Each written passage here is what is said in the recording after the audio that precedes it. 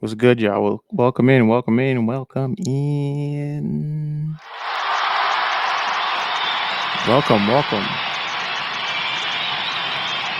How y'all doing?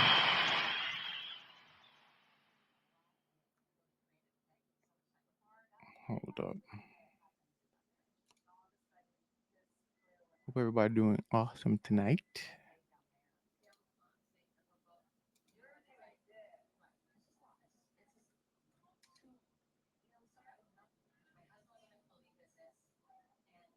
Oh, I remember this.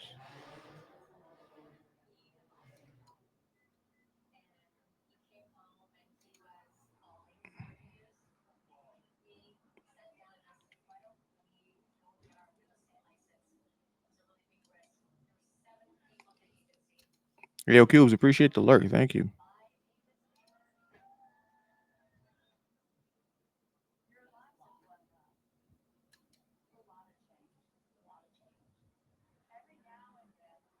Polar Dave, what's good? Welcome in, bro. Welcome in. What's the word, fam? Oh, yeah, it's podcast night, bro. It's podcast night. We're about to get this thing started.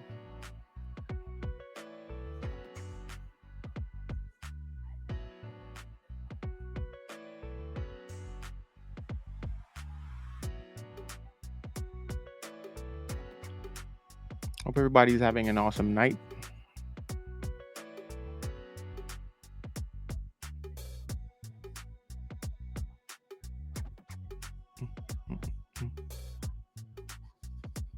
Just waiting for Heartless a little bit. Give me a second.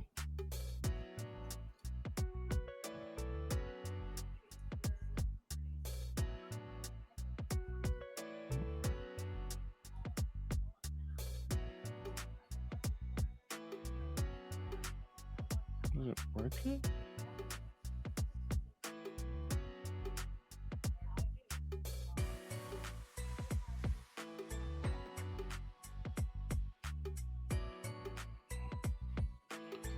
Nothing much, fam. Just woke up, getting ready to hop on in the streets. I hear that. I was just Sunday. Sunday was kind of busy, but so far so good though. Even though it's pretty much over right now.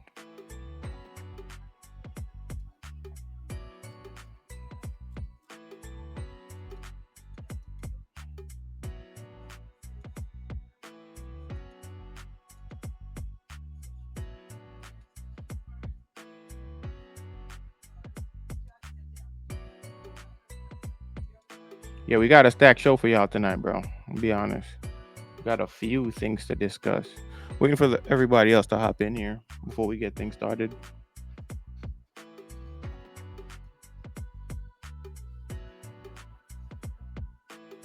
We're live, by the way. No game news. Of course, we have game news, Bello. Why would the podcast be happening? This man.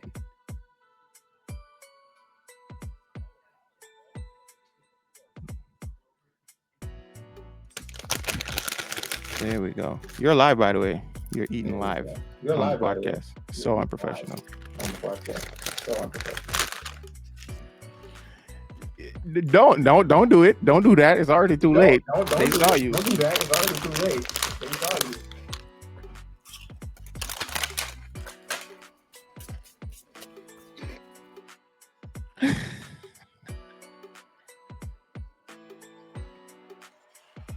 Yo, everything's good, bro. Everything's good.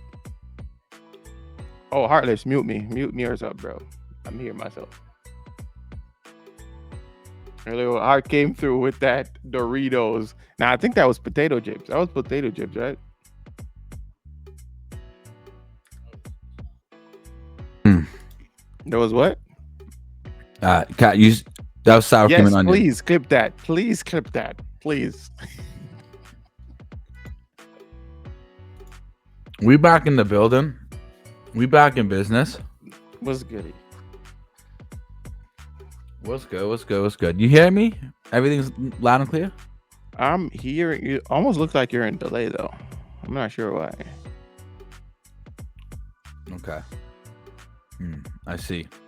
There's only one way to fix this. Okay. Hey, yo, Bello, appreciate that clip, bro. Let me see now. It looks like it's in delay. Yeah, it is. It still looks like it's in delay. Issy, what's good? Okay. Welcome in. Oh, Issy's in the chat. Welcome in, buddy. What's good? Yeah, tonight's podcast night. Today's What's good, episode Issy? 14 of the Gamer Actual podcast. Tonight we kind of have a stacked show for y'all. Unfortunately, Germ couldn't make it tonight. He had prior engagements. He's taking care of some stuff, some personal stuff. But we're gonna let things rock out for y'all tonight, man. You still nothing yet? So you saying that they can only hear me if I'm on the restream, and then the restream is producing a delay. The restream is producing a delay. I'm gonna mute myself in the Discord. Say something. Can you hear me? Okay.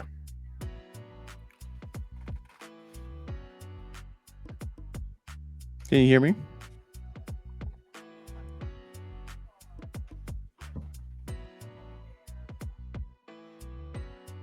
Put me on the show? Yo, so Shank wants to be on the show. Shank, you're gonna have to have your camera on if you're gonna pop up, bro. If you're available, you can hop on tonight. Gamer Actual featuring Uncle Shank. Shank, if you're serious, we'll put you on the show right now. Right now. Right now. Right. We'll just send you all over all the notes because I know you're privy to the gaming news as well. So, and you're also an aspiring creator. I can have my cam on and all. All right, let's go. Let's go. Let's go. That's what we like to see. We love to see it, bro. We love to see that shit.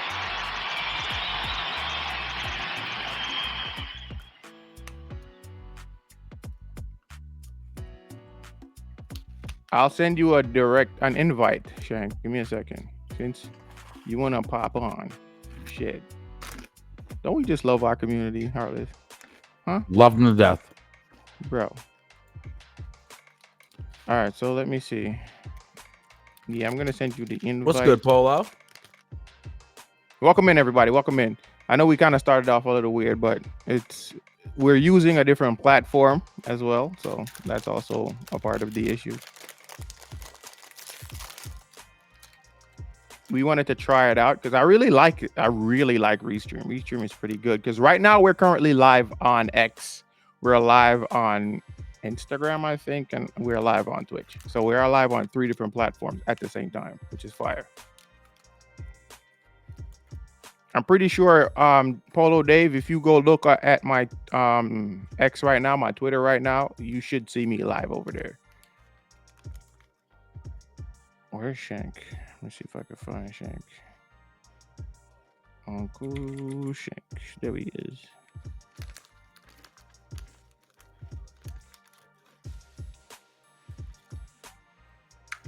Shank, I sent you the invite. Just accept that and pop in.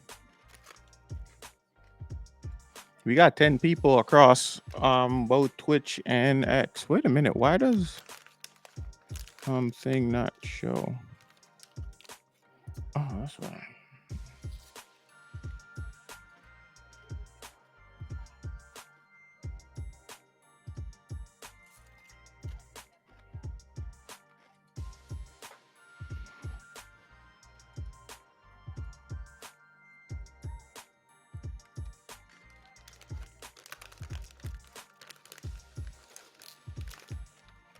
Is that Shank?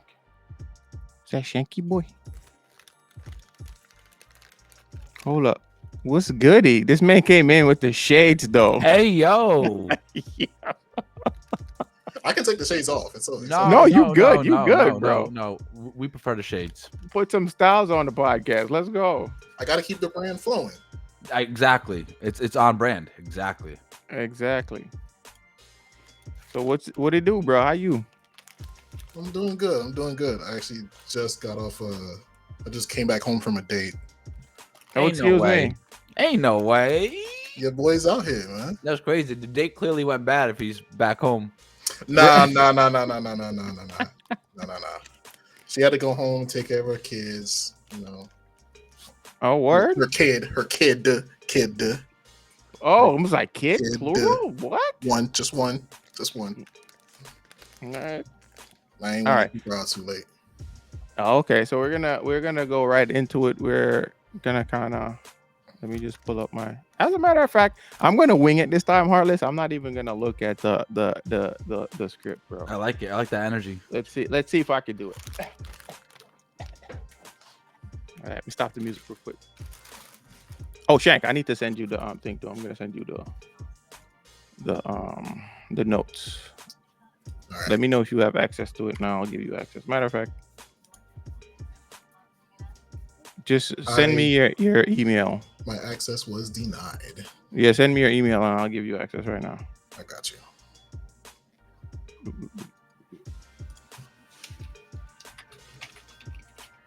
We're making the big time moves, bro. We got guests every week.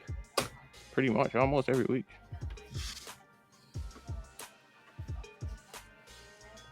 Just Yo, sent it. Shank, listen though, we Yeah. gotta do something about you working late on Friday nights though. Yeah, that bro. was a one-off thing. That's what I like It's to actually hear. my manager. It's just me and my manager working at this place, and she's in the process of moving. And that Friday was the only day she had available to move all her stuff. I see. So I took over her shift that day to help her out. Let me know if you got it. I just sent it.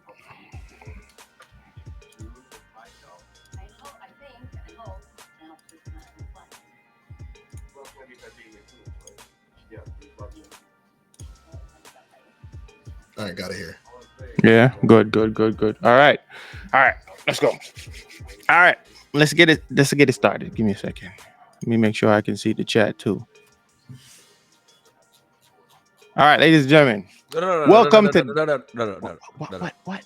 Let me be on camera for this. Hold on 1 second. Okay. I just have to, clean up the chips out of my beard. All right, we're good to go. Yeah, can't be having the beard boys out here looking back. Let's go, guys.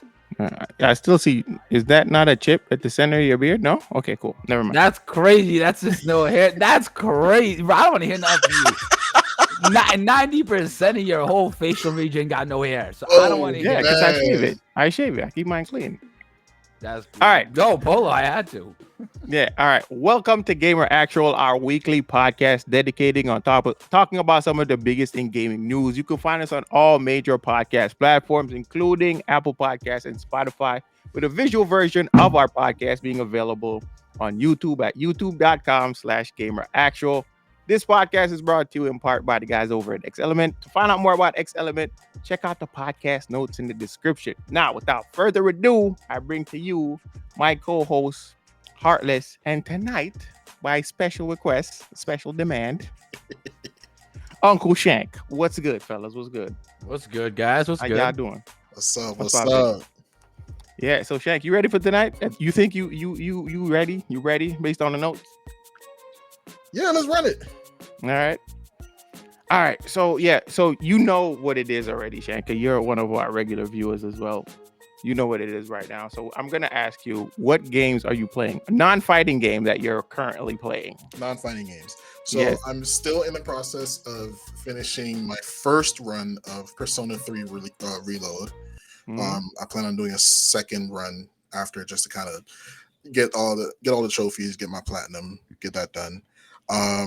And this weekend was the final technical beta for another MMO that's coming out later this summer called First Descendant. It is a I'm looking forward to that shit. Yeah. Third-person looter shooter. Taking a lot of inspiration from Destiny, a little bit of Anthem. I know some people might find that a little bit egregious, but Anthem was genuinely a good game that was sent to fail, unfortunately. And a little bit of Warframe too, actually. And I played it a little bit this past weekend. I thoroughly enjoyed it. I thoroughly enjoyed the improvements that they made to the game since the last beta, and I'm genuinely looking forward to the official release this summer. Yeah, I played the last beta too. Is the beta still open? When is it closing? You know? It should be closing sometime tonight. I'm not sure. Oh damn! I'm not sure if we'll be able to play before the podcast is over. Yeah, that sucks. because last night we were playing XDefiant, which we're gonna be talking about a lot tonight as well. But yeah, Heartless, what about you? What games are you playing? We tried out XDefiant last night. Other than Mm-hmm. that, really, all I play is Street Fighter as of right now. Which, by the Mm-hmm. way, Shank, what's your peak MR? I just want to know. I'm not here to I hate. knew he was gonna do this. I just want to know. I just want to know. My peak MR for this season is 1616. Hey, yo, we hit that on the regular. Let's go. Let's go. All right, cool. So anyways, X Defiant, we're gonna talk about that tonight. I Mm-hmm. had a lot of fun with that, but I also had a lot to say about that from last night's experience. I know Shaq has a lot to say about Yeah, that too as well. yeah. So Mm-hmm. we'll give it another try, obviously, but Mm-hmm. we'll get into that. All right. For me, yeah, I'm playing X Defiant, and tomorrow I'm about to start Resident Evil 4 remake, Nice. heart rate monitor, the Nice. kill timer, and all everything. That's how I usually play horror games over here. So I'm kind of looking forward to it. Nah, I'm really looking forward to it because I think that's I've only I think that's the only resident. No, I'm lying. I've beaten I think 2, 3, 6, 7, and 8. So I need to go back. I don't want to play the Resident Evil 1. I kind of want to wait until they do a remake for that, like a true remake for that one, before I play it. I don't want to play it in its current state. I just don't like the tank mechanic. I feel like the tank mechanics is outdated for Resident Evil 1. I don't know how you guys feel about it. Granted, the game is a classic and the game was very amazing when it first came out, but I don't want to play it like that because I've already beaten it that way. So I kind of want to experience it in another way. But yeah, that's basically the games that I'm currently playing right now. But yeah, let's talk about the games that are releasing this week. So we're gonna kind of speed run because we got a lot of them here. There's Gestalt Stream of Cinder. Don't know what that is. Paper Trail. Don't know what that is either. But Senua Saga is one of the big ones this week that people were talking about a lot from Ninja Theory. System Shock is also another one that I'm not too familiar with, but I know it's pretty popular among, certain areas of gamers, if you know what I mean. X Defiant, we played that last night. Super Paper Mario, The Thousand Year Door, Rocket Rumble, Ships at Sea, The Tribe Must Survive, Warno. These are a lot of like PC games. Wizardry, Providing Ground of a Mad Overlord. A lot of these I really don't know. I don't know if you guys want to butt in and tell me if you guys have any experience with these games, but I'm just pointing it out for the people who might be interested in games like those and putting them on your radar. Big list this Sunnyside, week. huh? Big list this week. There's a big list this week. Penetrate, and I didn't do any of this. Shout outs to Jerem, by the way, because he's been taking over for prepping like our podcast notes. So yeah, big shout out to Jerem for this one. Venatrix and Witch of Lilies. I don't know any of Witch these and games. Lilies. Wished and Lilies, yeah. So these are mostly PC games. Like the ones that were really on my radar, you can actually tell these are like mostly console games. But yeah, let's start with the Senua Saga. Shank, what do you think about Senua Saga? Or have you been Um, following it up? so I did not play the first one. I did not see anything that piqued my interest in the game. Mm-hmm, So naturally I skipped the second one. However, mm-hmm, um, nothing but high praises for the first one from what I've heard. mm-hmm. I've heard a lot of the opposite For the for the second one. sequel. Yeah. One mainly because it probably took too long to come out. That's one of the biggest gripes I've heard, and it's a very short game, which Yes. I kind of suspected because based on the trailers that they showed, it's pretty much like they kept recycling some of the same footages from like every trailer. Most of the trailers that they dropped were like recycled footage of the same like segments of the game, and that's where people started to speculate maybe it's still going to be a short game, and people were actually right.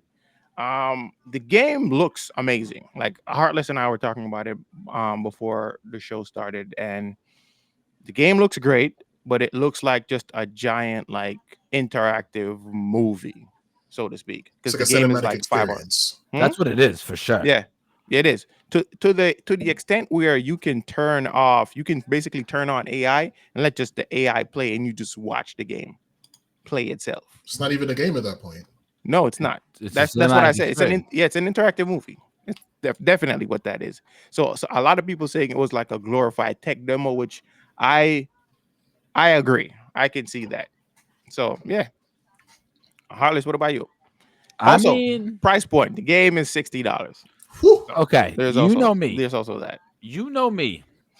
I'm Mhm. not about paying big money for low amounts of playtime. I'm not. But if you, this is true, it looks like a movie the entire way through. Mhm. It truly looks like a movie the entire way through. So you have to ask yourself, if I were to go to a movie theater Mhm. and I got to control the movie that I watch and it was 5 to 8 hours long, how much would that be worth? That's kind of, you know what I'm saying? If Right. that's worth $60 to you, then this game is Sorry, it's worth buying. 50. It's 50. The game's 50. My bad. If But that's worth still. $50 to you, then this game is for you. Or you could just watch somebody play it on stream, because that's what this is at the end of the day. It's an experience to watch for sure. I think the only thing that can really justify that price point is if the game genuinely has high amounts of replayability, which I haven't heard anything about that since the doubt game's release. So I think this might be an L on Microsoft's on Microsoft's side. Yeah, Yeah, especially because it took 5 years to develop. 5 years to develop, and you came out with a 5-hour game, 8 hours max if you do like a completionist run. I don't know. I mean, a lot of people may disagree with what I had to say, but like, listen, I feel like that game. So I heard a lot of people say this: the game should have just been released for free. Like, we get it. A lot of people would be like, hey, people actually put time and effort into this, and they should be compensated. But I still feel like the game is empty based on the things that I've seen. The game may be great and whatever, but it's not enough for me to spend $50 on it. Granted, if you have Game Pass, you can play the game outright. You can play the game right now because it's day That's not one a on bad Game deal. Pass. Yeah, but I personally wouldn't spend $50. How much on is this a month game. of Game Pass? $17. So you mean to tell me I can spend $17, beat And this play game this in a game in day? one run. Play the game in one day. It's literally a 4-hour run. Yeah. I mean, chat. Don't. All right. Here's a problem with that though, right? Mm-hmm. If the game truly is what it's being described as by other players that have played it, right, as literally just an interactive 4-hour movie, right? Mm-hmm. And let's say they don't have Game Pass, but they really want to play this game, right? They drop $50 on this. You can literally buy the trilogy of Godfather movies for less than that. And watch it. And watch it and have more and spend more time watching it and enjoying it than you would. This is a good comparison right here. This is a good comparison right here. You get slightly more hours for slightly less money. Like it's not even a fair comparison at that point. No, it's not. So okay, I think it's more. I think people are paying more at that point. People are paying more for, I guess, graphics. Would it go on sale? Eventually, it's gonna go on sale. Like the other one right now, I think you could get it for $5 on Steam. Oh, so why not give this game 2 years? This right here, I'm waiting on it to bloom into something that's worth its money. Discount game. Exactly, and then when it's worth its money, I'm gonna be psyched that I bought this thing for $10. Yeah. Mm-hmm. Yeah, this is the game right now. Like, the game looks amazing, bro. The game looks amazing. I'm watching it right now. It looks absolutely amazing. Mm-hmm. But $50, bro, like, times is hard, especially in this day and age. I'm sorry, no. I'm sorry, no. I spent $60 on Street Fighter, and I have 1,500 hours. I want to put this into perspective, right? Y'all remember this old PS2 game called Onimusha 3? Oh yeah. Okay. The opening sequence for that game, right, took 2 years to produce. Damn. 2 years. That opening cinematic is 6 minutes long. Wow. And you still get a full game behind it. Yeah. Yeah, I don't really see, like I said, I will try the game out. If you guys want to see me play this game on I want to stream, see you play this one in the chat, but you want to I want to see? see you play this game. Yeah, because I already have it. I have Game Pass, so I can actually play the game without any kind of consequence. But you know, I want to. I didn't beat the. So here's the thing, too. One of my issues with the first game was that the mechanics was very lackluster.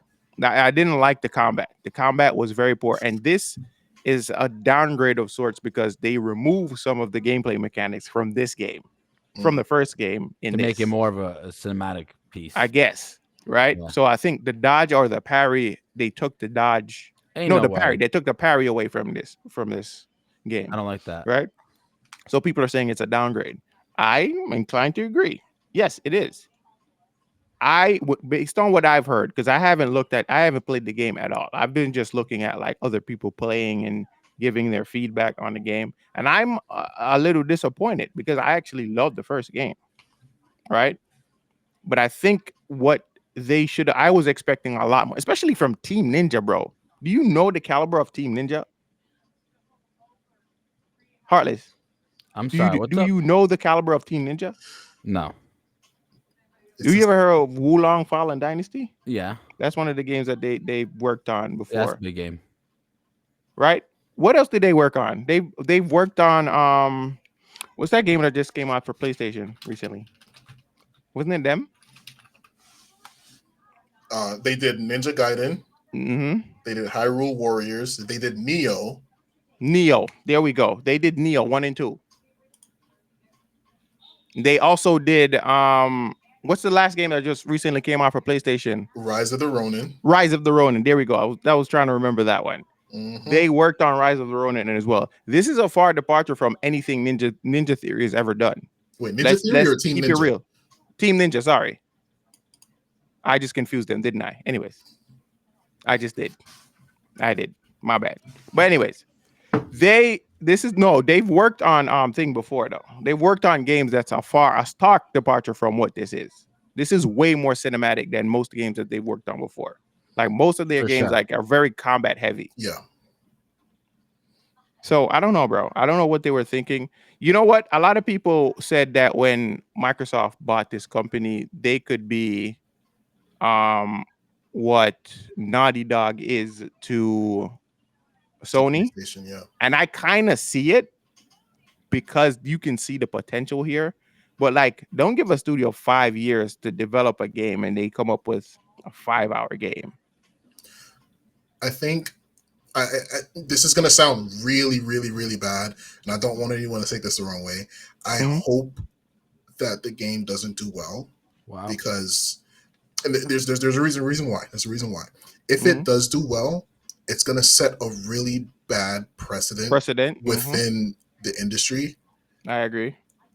And we're going to see a lot more AAA games, AAA rated games, come out with that are more cinematic, more like interactive cinematic experiences rather than complete gameplay products. When you really think about it though, Shank, they're kind of doing that already right now. Like if you look at games like even Final Fantasy, they chuck a lot of money, bro, in Final Fantasy.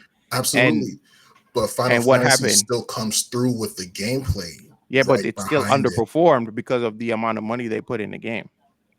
Well, I think their level of underperformance was I think the reason behind it is much different than this game. I think them being locked to one system is a big reason why they underperformed sales-wise. This game in particular, I don't see that being the case.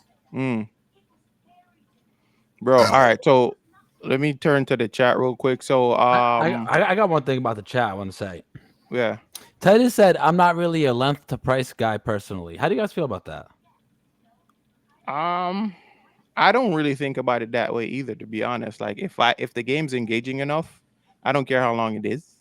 But for me, it can't be 5 hours or 8 hours. It needs to be more. I mean, a game can be 4 hours long. I won't care as long as I can replay those same 4 Yeah, it hours should in feel like I'm different getting ways. value out of it. Yeah, it should be. Exactly. Exactly. It's That's the exactly what it value is. that we got to get out of it. If All right, you so can't get value out of it, there's no point in paying $50 for 4 hours of gameplay. exactly. All right, so Mooning Raccoon says all triple A's are becoming shit, which is fact. I feel like there's something missing from this generation of gameplay. Am I the only one that is experiencing this right now? I feel like, and I don't know what's really the cause of it, but there's something wrong with this generation of gaming, bro. I remember when games were dropping and people used to get like super excited. Nowadays, most people mainly play like Fortnite, bro. Like, I wonder if free to play games were the death of the AAA game. I feel like that became the starting off point for the death of AAA games. What do you guys think about that? It's a theory I have, right? Where games have been getting more expensive, but free to play games, people don't have to invest as much. They can invest time, but they don't have to invest all that money into those big AAA games because they can always go back to their free to play games. And if you look at it from a long term standpoint, they probably put a lot more money into free to play games than they would do with a one time purchase of like a $60 game, right? But the mentality, it's the psychology behind it, right? So I don't know. What do you guys think about that? I think free to play it certainly gets more people into the door. Mm-hmm. And I think if they find a way to make their money through cosmetics and keep the game fresh, then free to play games, they usually like they last longer. Like, you know what I'm saying? No, but I'm talking in terms of the industry. Don't you think like free to play games has kind of soured the industry a little bit? Because I feel like now everybody's trying to be the next Fortnite. Everybody's trying to be the next Apex. Everybody's You can't be chasing Fortnite that. charging $60 and having a battle pass and you can't do that. Exactly. But I still feel like everybody's still trying to chase it. That's what I'm talking about. Everyone's trying to be the next Fortnite. I'm gonna tell you why free to play games are flourishing a lot more than paid AAA games. What? They put the gameplay first because the gameplay is what hooks people in these free to play games to stick around and decide to spend money on them. Not only that, I think these games, I call these the big three. I don't know if you guys tell me if you guys agree or disagree. The big three free to play games: Fortnite, Apex, and right now Call of Duty Warzone. Those three games are the big three of free to play games, right? And if a new game drops, What about CS:GO? CS:GO, I guess you could say CS:GO. I guess you could say CS:GO. What about Overwatch? Yeah. No, I don't think Overwatch takes this. I can see you saying. I can feel you saying that. Yeah, but CS:GO, I can't agree with. If you don't think CS:GO's in the big three, whatever debate, then I don't agree. No, I'm not. No, I'm not saying any. I'm just talking in terms of even if we put CS:GO on here, right? Call it the big four. But any game that comes out, people may play these games for like a certain period of time, but they're gonna go back to what they consider their home of free to play games. Yeah. So your game has to be friggin' exceptional, bro. Yeah. For you to like get these people to leave that game. Go back to Overwatch. Yeah. We always do go back to. Exactly. We do. So your game has to be exceptional enough to like pull those people who spent time and money in those games to come over to your game. Yeah. So I don't know. Mooney seems to disagree. Shank, what you think? With what? I think I think it's a little different, right? It's not necessarily that they have a home to come back to, right? It's that in a lot of situations, people aren't exploring other options, right? And when they do, sometimes they find something that piques their interest and it keeps them occupied away from these quote unquote home games like Call of Duty and Apex and such. But a lot of times what happens is they go and explore outside of what they normally play and they don't enjoy it. Indie, AAA, whatever. But in this case, we're talking about AAA games. A lot of AAA games are not giving the experiences that they're promising with the price that they're coming with. Mm-hmm. So what happens when you get burned so many times from playing, I hate to bring it up, but let's say you go out and you decide to play Suicide Squad. Let the record show, chat. Let the record show. I wasn't the one to bring it up. It wasn't him. It was me. It was me. Damn, I'll take bro. it. I'll take it. I'll take it. But I'm just saying, like, they go out, they buy a game like Suicide Squad because they're all the market is saying it's the next big thing. Mm-hmm. They play it and they realize, oh my god, this game is garbage. I don't want to play other games now. I just want to go back to Call of Duty because at least in Call of Duty, even though I'm not paying a premium to get into it, at least I know I'll have fun with it because you already know what you're getting. Exactly. Yeah. Exactly. That's what I was saying. That's exactly what I was saying. Like most people, if your game isn't good enough to hook them, they're gonna eventually leave and go back to what they're used to. Okay. I have a few points here. First of all, Mooning Raccoon is saying same thing with Helldivers. Some people drop Fortnite and Warzone to play that game a lot. Those people will leave Helldivers soon. Yeah, but that novelty will die soon. Stop for a second. Helldivers has now dropped in player base. Helldivers is now sitting at 50,000. That's partly Sony's fault, though. That it definitely is because of the whole regulation shit. But there's a whole other thing here. Cash, don't forget, me, you, and Shank are relatively in the same age group. We're adults. We work hard. There's only so much time in the day, and we've invested time into specific games. There's some games that we've invested time to, and we have skills in those games that we're just not going to waste. Like, yeah, I go explore other games. When I want to hop on a shooter, though, I'll have to hop on Overwatch. That's why it's my home game. I've invested 1,000 hours into playing Ana on that game. I'm comfortable there. I don't have all the time in the world to keep just exploring and learning new games. I like to learn games in depth, so I like to invest time. Yeah. That's pretty much it. I feel like, I don't know. It's kind of hard to see any other game kind of taking away that spot from those games currently. And it doesn't matter what those games do. Like people will complain about those games all the live long day, and they eventually still go back to it, especially Call of Duty. I can't tell you how many times I've heard Call of Duty fans complain about Call of Duty, and what did they do? And they still play it. They go back every to Call of Duty. So and they buy the $60 game every year.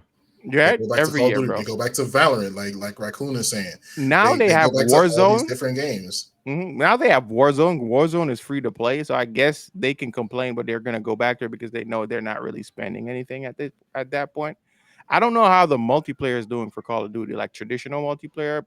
Bat me up in the chat if they're still doing well, but I feel like Warzone is kind of taking more of the thunder away from traditional Call of Duty gameplay. Valorant is full of sweaty ball cheese and boys and what pretending to be chicks. They're not into that, my homie. Okay, I don't really play Valorant either. I've never played Valorant, as a matter of fact. So there's also that. I played Valorant like 3 times. Yeah.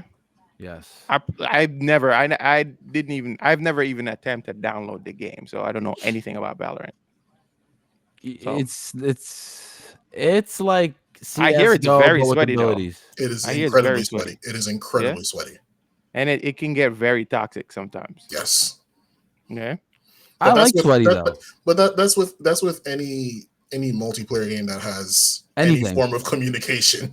Like you're gonna have toxic people. Like I said, I've never really experienced that because, like, for the most part, when I play games like that, I already have a full squad. Like, the most we're gonna probably have is like 1 people, 2 people less. But we're still all in like a group chat. So even if that person's talking shit, we're not really hearing him. You know what I mean? So I don't really experience that. There's only one thing I can remember, and it's probably with freaking Overwatch this one time. I think I told you guys this story before. It was my first time using Lucio. first time ever using Yeah, Lucio. I So don't I need was to tell sucking with story. Lucio. And this man is like, yo, this man is throwing the game on purpose. Ban him. I'm like, wow, dude. Wow, dude. He was saying it. He was actually typing it in the chat. I was like, yo, that was crazy. But I'm like, bro. They don't want you to learn in Overwatch. They just want you to No, come already having the knowledge. exactly. I'm like, bro. But yeah. Another it's kind of crazy. We're still here on this entire topic. We kind of did a long tangent there. We're not even talking about the games that came out. But let's get back on track. XDefiant came out. Do you want us to talk about XDefiant now, or can we move on? We can talk Let's about it. all right, before we even talk about XDefiant, because it's a game that got released this week. It got released on the 21st. But let's talk about Paper Mario. Is anybody a Paper Mario fan in the chat? I think I played it once on the Game Boy way back in the day. Way back in the day. Yeah. And never touched it again after that. I know that the original Paper Mario was like one of the best Mario games ever. Mm-hmm. Yep. So, and I know you guys like your platformers, so I expect Cash to be on this. No, actually, no, I'm not a fan. What? Me personally, no. I'm gonna need you to break that down for me. I'm not a super big fan of Mario games in general. Why not? Super Mario World, like SNES. That was the last time I really played Mario games. Why are you not a fan of Mario? I don't know. I just don't be mad at me. I'm in the same boat. Right? It just doesn't appeal to me anymore. Heartless. That sounds familiar? Does that sound familiar? Who would say something like that? That's crazy. That's crazy. Yeah, bro. I don't know. I'll play like the classics and whatever, but I don't really play like the more. Even though I heard the new one is actually pretty good. I'm just surprised. I'm just old. No, I just haven't played it. Number one, number two, bro. Nintendo games are expensive, bro. For sure. Like they don't go on sale. Let's keep it 100. They don't. They never do. I can't recall the last time I've seen a Nintendo sale. It's crazy. I feel like the last time I saw that was when I got Legend of Zelda Breath of the Wild. Was it like Black Friday? And that was a surprise to me when I saw that. So, Matt, here's the thing, right? The new Paper Mario is an RPG, like Titus said, or is it Titus? I forgot. Anyway, I'm not going to get into that conversation. I know it is an RPG, right? I'm an RPG fan. I love playing RPGs. Yeah. I still don't want to play it. I don't know, bro. It's just it doesn't appeal to me. This one, especially the 1,000-year door. To me. 1,000-year door doesn't appeal to me at all. Not even remotely. I could be wrong. Is anybody enjoying the game? Has anyone played the game and is enjoying the game? I'm confused. Is the game not a platformer? No, it's an RPG. It's an RPG game. It's 2D. It's an RPG. Yeah, it's an RPG. It's like a left to right. Is that not what a platformer is? Bro, it's an RPG. No, the combat is played in like turn-based RPG like gameplay, bro. Oh, wow. Yep, there we go. Wow, I thought it was just like a standard platformer. No, it's turn-based. Okay, there we go. Interesting. Still not touching it. No, I don't think I will. I don't play Paper Mario. I play Kirby. All right, Kirby, I'd play. Kirby is fun. Oh, well, it's not locked into fully 2D. Okay. No, it's not. This is actually pretty interesting looking. I like it. I mean, it's. I wouldn't play it, but it looks good. Yeah, I'm not going to play it. I would not play this. Kirby is way better. I'm inclined to agree. I'll play Senua Saga, though. I don't know if it's the presentation. I don't know if it's the presentation. I don't know what it is. I don't think I could ever bring myself to buy this game and play it genuinely. Motherly Rose actually loves the game. I think it's a matter of like personal taste. So I won't yuck anybody's yum who wouldn't play the game. You know what I'm saying? If they wouldn't play the game, I wouldn't knock anyone for not wanting to play the game. Like everybody has their own taste in games. It's not my thing. I like skill-based games. I mean, I'm sure this is a skill-based game, but I like games in which you build skills. Like, you know what I'm saying? Like Street Fighter. Well, I have to keep working on my craft. I enjoy games like that. Mm-hmm. Even like a racing game. That's something I can continually get better at. Yeah, I still wanna play thing with y'all, bro. Mario Kart. I don't have I Mario feel Kart. I feel I like would that play would be that though. fun for a community night game, bro. That would be insane. I'll smoke anybody in Mario Kart. I'm lying. I'm lying. I'm You lying. almost I'm lying. invited the Yeah. wrong kind of people into this podcast, brother. I'm so lying. That would never happen, Chad. I promise. Nope. No, no, no. But yeah, so this was another game that came out, and then let's get into the whole cheese and potatoes of XDefiant. Now, XDefiant is what you would consider I guess, an arcade style game. It's very reminiscent of, I want to say, Black Ops 2 era Call of Duty kind of gameplay. That's kind of what I got from it. I don't know if you guys feel the same way. And I also got some Overwatch from it because of the factions, and you have an alt in there. I actually didn't know there was an alt until last night when I popped one. I I saw never it popped come up. one. I have yet to pop one. I Oh did my one god. last night with the echelon. When I was using echelon, he turned on like the night vision, and then you can see people through walls, and you could pretty much shoot them through walls and shit, which was kind of cool. That's cool as fuck. Yeah, but I don't know what the other ones do. I would love to find out. But I like the game, but I feel like the game there's a lot that needs to be done. For those who don't know, the game's producer is, I think, what's his name again? Mark Rubin. Mark Rubin. He's worked on Call of Duty, I think Modern Warfare 1, 2, and 3. And I think he worked on, I think, Advanced Warfare. Is that what that one was called? I think, or Ghost. He worked on Ghost, right? That one kind of sucked. I think that was the last one he worked on before he left Sledgehammer. But that's why the game feels so like similar to those older games, and a lot of people are saying it's kind of refreshing because Call of Duty doesn't feel like that anymore. So that is the kind of crowd that this game is attracting. But Yeah. what do you guys think? Shank, I'll start with you because I know you got shit to say. What do I not say? Mm-hmm. What can I not say about this game? Okay. I'll say this. In trying to replicate the feel of the old Call of Duty games, the popular old Call of Duty games, it feels very similar. It feels incredibly similar. The problem is that it does not mesh well with the type of game that they're making, or the type of game that they made, rather. Like a payload type of game. Like if you're okay, hero shooters. Let's be honest. Hero shooters, cool concept, great concept, Right. right? The way that Call of Duties are designed are not compatible with that type of gameplay, right? With those objective based gameplays where you have to move a payload. I mean that game that game mode alone pissed me off. It just does not mesh well, and there are a lot of mechanics in the game that genuinely don't feel good to interact with.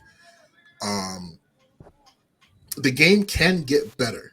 The game absolutely can get better. I see where Yeah, they I can see the improve. potential too. I see it too. But as it is right now, it feels terrible to play. It feels terrible to play. One of the things I see people talking about, Shank, I'm not cutting you off because I know you brought this up. You brought up the time to kill. A lot of people actually don't mind the time to kill. I want you to kind of like explain your thought process behind that and why it's so different for you. So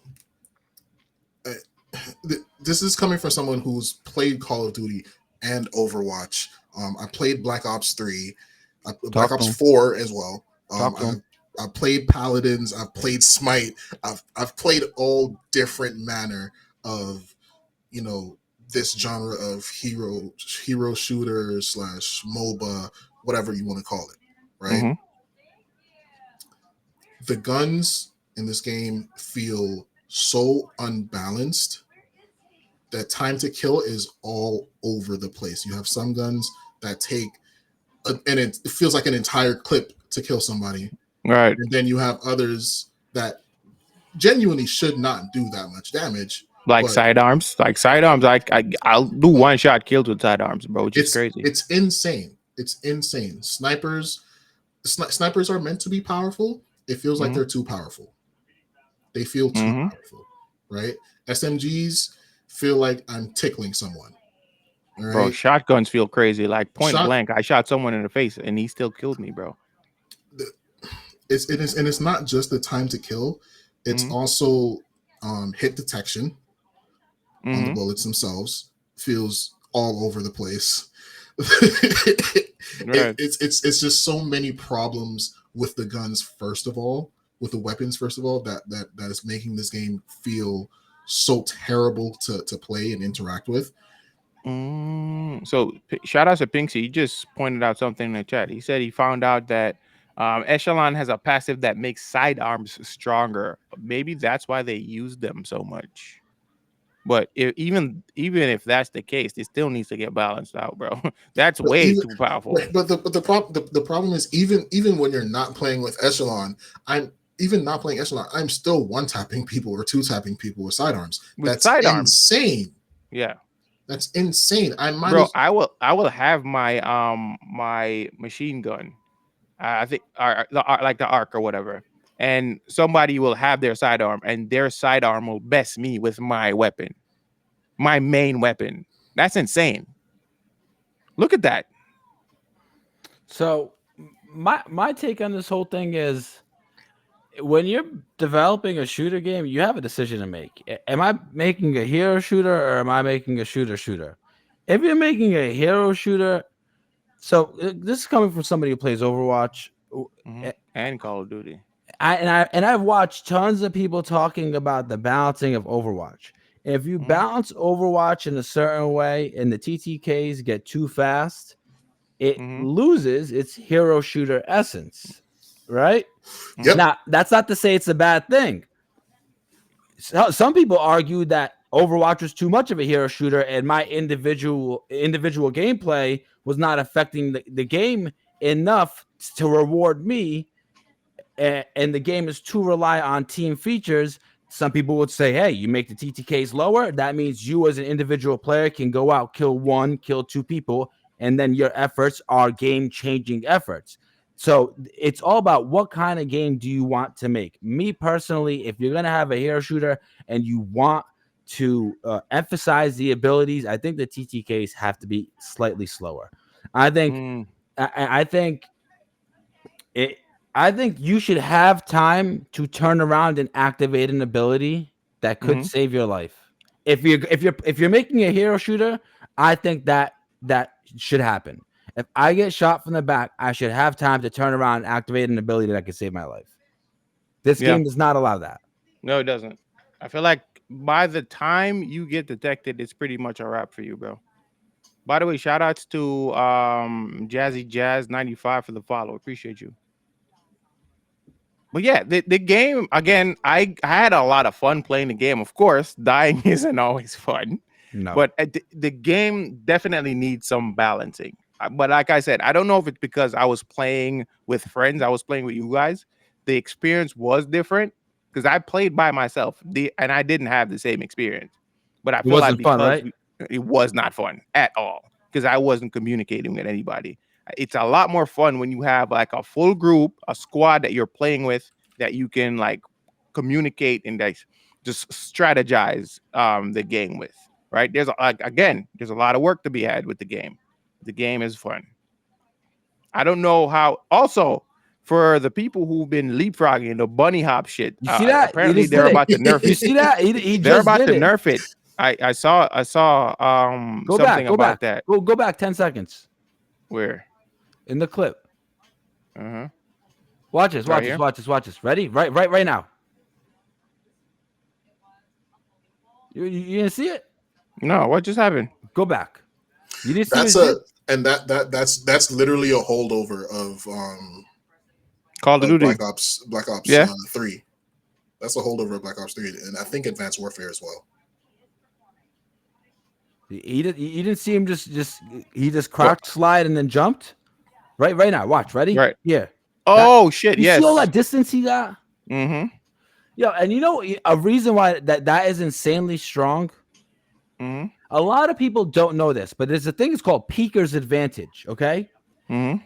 Shake, you know what Peeker's advantage is? Yes. Okay, so in shooting games, if somebody is standing there behind a wall waiting for you to get through to walk through, right, and you run in there and you crouch slide through, you Biggest advantage is actually gone. see him before he sees you because his character model is already there. So the signal for him, the signal of him to you is already What being the? sent.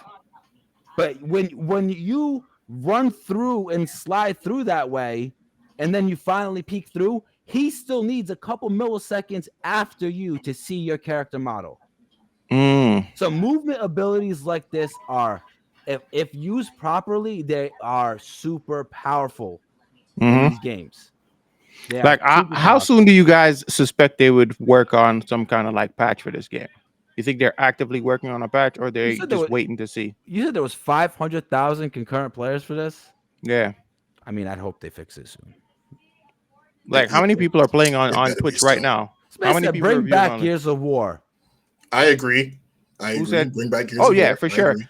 That's something we're gonna talk about that further on in the Have podcast. By y'all the way, ever seen high level Gears of War gameplay? it's disgusting. It is the movement in that Disgusting. game is just, you're not even playing Disgusting. a shooting game at that point. But the thing is No. that game is balanced around movement as well. Mm-hmm. Yeah. This game is not balanced around The movement. original Gears of War No. online multiplayer was a whole lot of fun to me. So Yeah, it was. I no used to one's play it. got it. No one's got to defend Gears of War to me. Mhm. I would literally stay up until 8 in the morning just playing. You all remember Good Luck? That was my favorite map This game, boy, I tell you, like I want to love this game more than I actually do. because it's good looking. It I is. want this game to succeed because I want Ubisoft to actually have a good game in their lineup, a Right? good modern Like game in their Rainbow lineup. Six is But probably the only thing, but Rainbow Six is very niche. Like not everybody plays Rainbow Six. that's why I want the change. I want Ubisoft to actually have a genuine Retro Lancers commercial and shit. hit. Mm-hmm. Yeah. Rainbow Six Siege is only alive today because its community did not give up on it. Mm-hmm. Facts. Right? But we can't keep getting into this terrible pattern of game comes out, no one likes it, but the community that stuck with it is the only reason the game is still alive and the servers are still up. Right? The producers, the developers, the publishers, they have to put in the work as well to make sure that the players that they're losing have a reason to come back. So something that Titus just pointed out that I actually love, because I've been saying this for a long friggin' time. The new cast has sucked out the story because they're just riding the look. There's a connection to Marcus nostalgia train instead. Exactly. They should have just made another Marcus Phoenix focused Gears of War instead of aging him up. They should have done that. Many may disagree. And what I notice is if you point that out, a lot of people will be like, it's because people are sexist or whatever, because the main character now is a female. It has nothing to do with Kate. I'm sorry, does it? It's you're still using Marcus Phoenix, and that's the problem. You understand what I'm saying? Why are you trying to sideline him, but you're still using him within the story at the same time? Because I mean, you're I have no keeping him. problem with that. No, they're keeping him close because they feel like they can't have the story without him. Like if they remove him from the story, Why remove like him? they Though? might not have the fans. Why remove him? Well, why sideline him? I mean, just to keep things fresh. I think that's a big issue with a lot of different forms of media that have an established character, is that the fans don't want to let go of their hero. Fans don't want to let go of their hero, but creators want to move on because eventually for the creators it gets boring for them to continuously create I can see that. I could get with that. the same character over and over and over and over. One They want to do thing I feel something like they new and did too. fresh too. They did a whole switcheroo on that shit too. Which when they first announced Gears of War 4, they were less focused on Kate and more focused on JD. If you notice that, and the whole like within that story, they just switched the protagonist. Did you realize that? Like whenever they did like the previews for Gears of War, was it 4? Gears of War 4? No, 5. Which one was the one with the first introduction of JD? I think it was 5. They were mostly showing JD within the gameplay. You didn't see Kate all that much until like closer to the end, and then the whole big switcheroo happened, and we were mostly focused on Kate.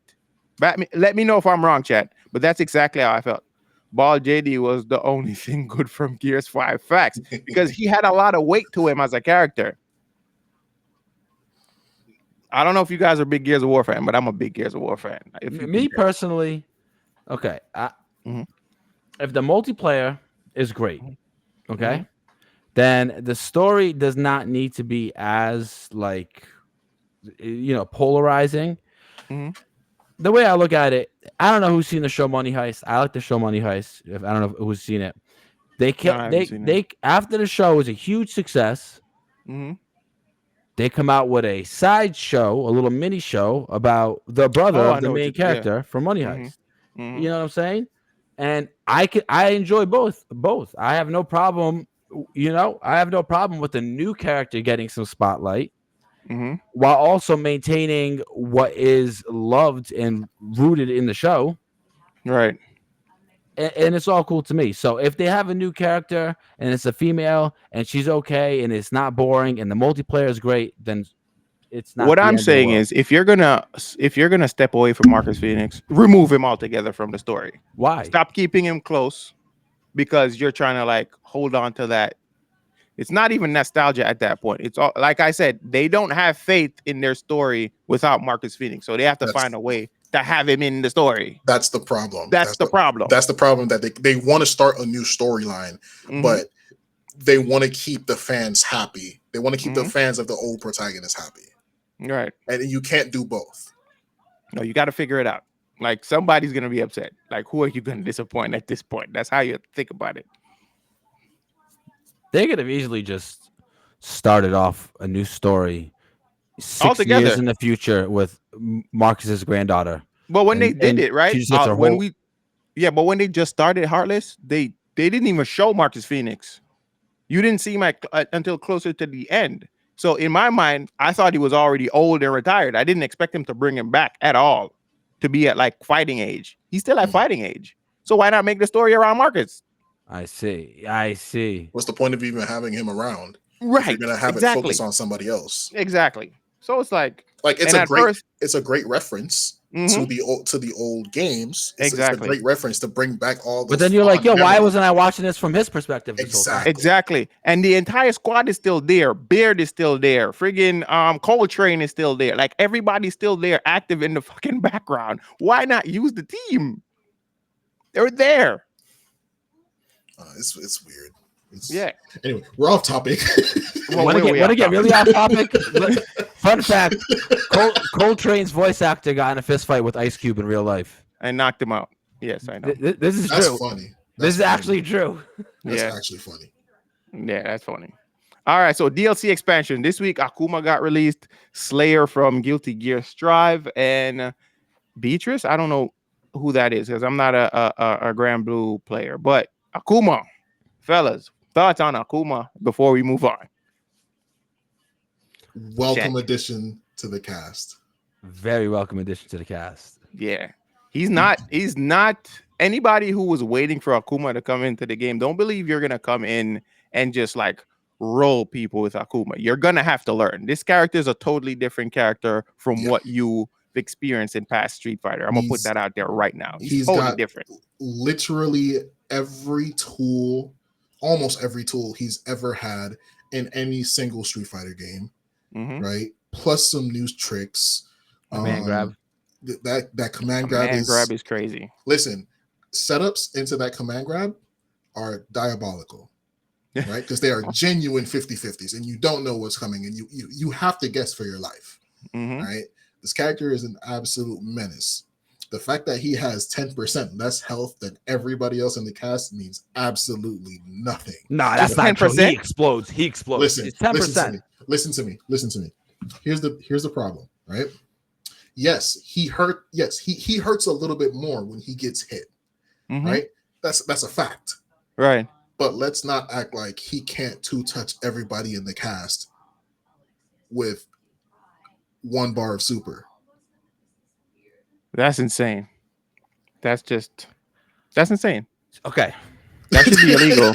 That should be illegal. For me, the thing about Akuma is, you know how like when you think you're good at anti-airing, right? Akuma punishes you for thinking you're good at anti-airing. So the thing about anti-airing is, if you are actually really good at anti-airing, you don't think about it and you anti-air last frame. That's a real good anti-air. If you try to anti-air Akuma and you're one of those guys who's focused on getting the anti-air, who thinks they're good at getting the anti-air, and as soon as he jumps, you do it, guess what? His fireball is going to hit you. You need to anti-air so last second that your invincibility from the anti-air, from the DP goes through his fireball. And if you don't do that, you get punished for thinking you're a good player. Akuma,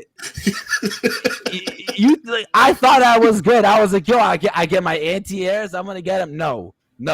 A real good anti-air is last frame, and Akuma forces you to learn that. So if you're struggling on your anti-airs, learn how to do it against Akuma.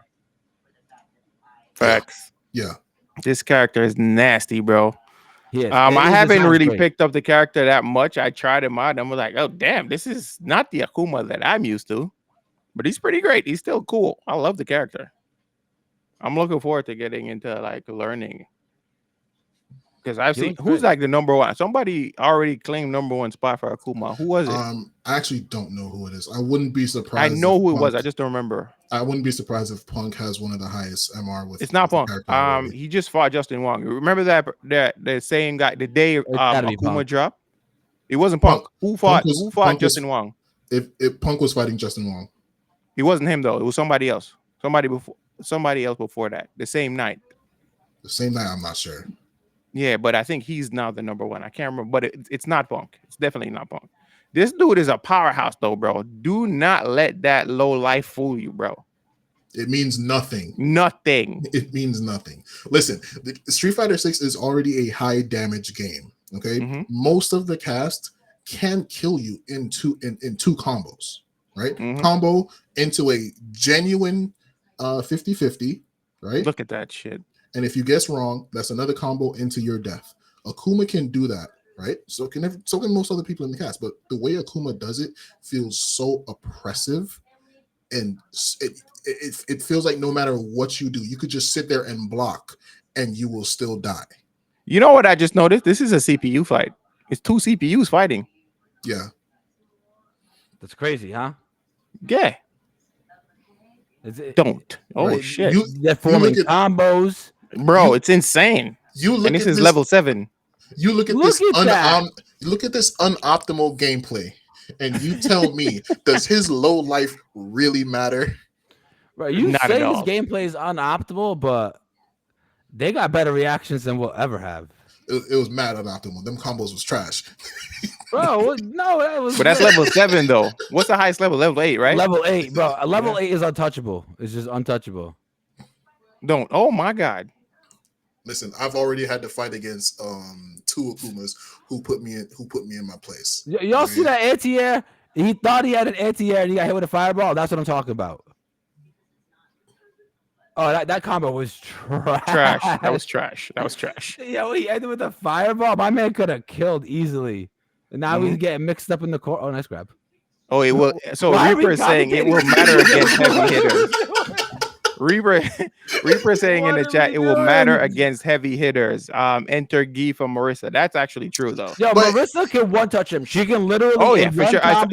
I saw the combo. But here's the problem. Here's the problem with people like Marissa and Geef, right? I mean, with Geef is a genuine threat to Akuma because Akuma could be winning the match and then next thing you know, 3 grabs later, he's dead, right? That's okay. I understand that.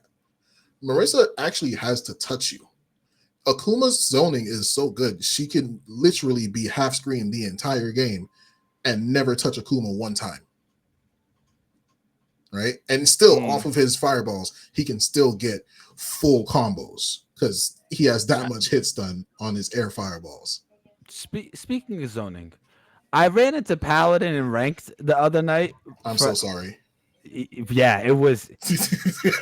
I have never went up against anyone who threw out more fireballs than him. He would throw a fireball in your face. Yeah. What? He'd be right. Because he knows when he has you scared to press, and he throw the fireball right in your face. I've never gone up against anyone who throws more fireballs than Paladin. And that's crazy. And if he's throwing fireballs like that, then I suggest everyone else start learning them damn fireballs. Remember when I said a couple months ago how he's practicing a new playing strategy where he's trying to just throw fireballs and zone you out? That's exactly what I meant. Yeah. He lives by the fireballs. All right, so another character that came out this week was a what's her face? No, Slayer. Let's talk about Slayer. When was the last time you guys played freaking Guilty Gear? I haven't played Guilty Gear in a minute. Last year? I think it was pretty much the same for me as well. 3 months ago? Mm-hmm. Yeah. Just wait till you see low tier God zoning. Bro, is low tier God even competing anymore? Isn't he banned for like he's still banned after the tournaments? He's still banned. For what?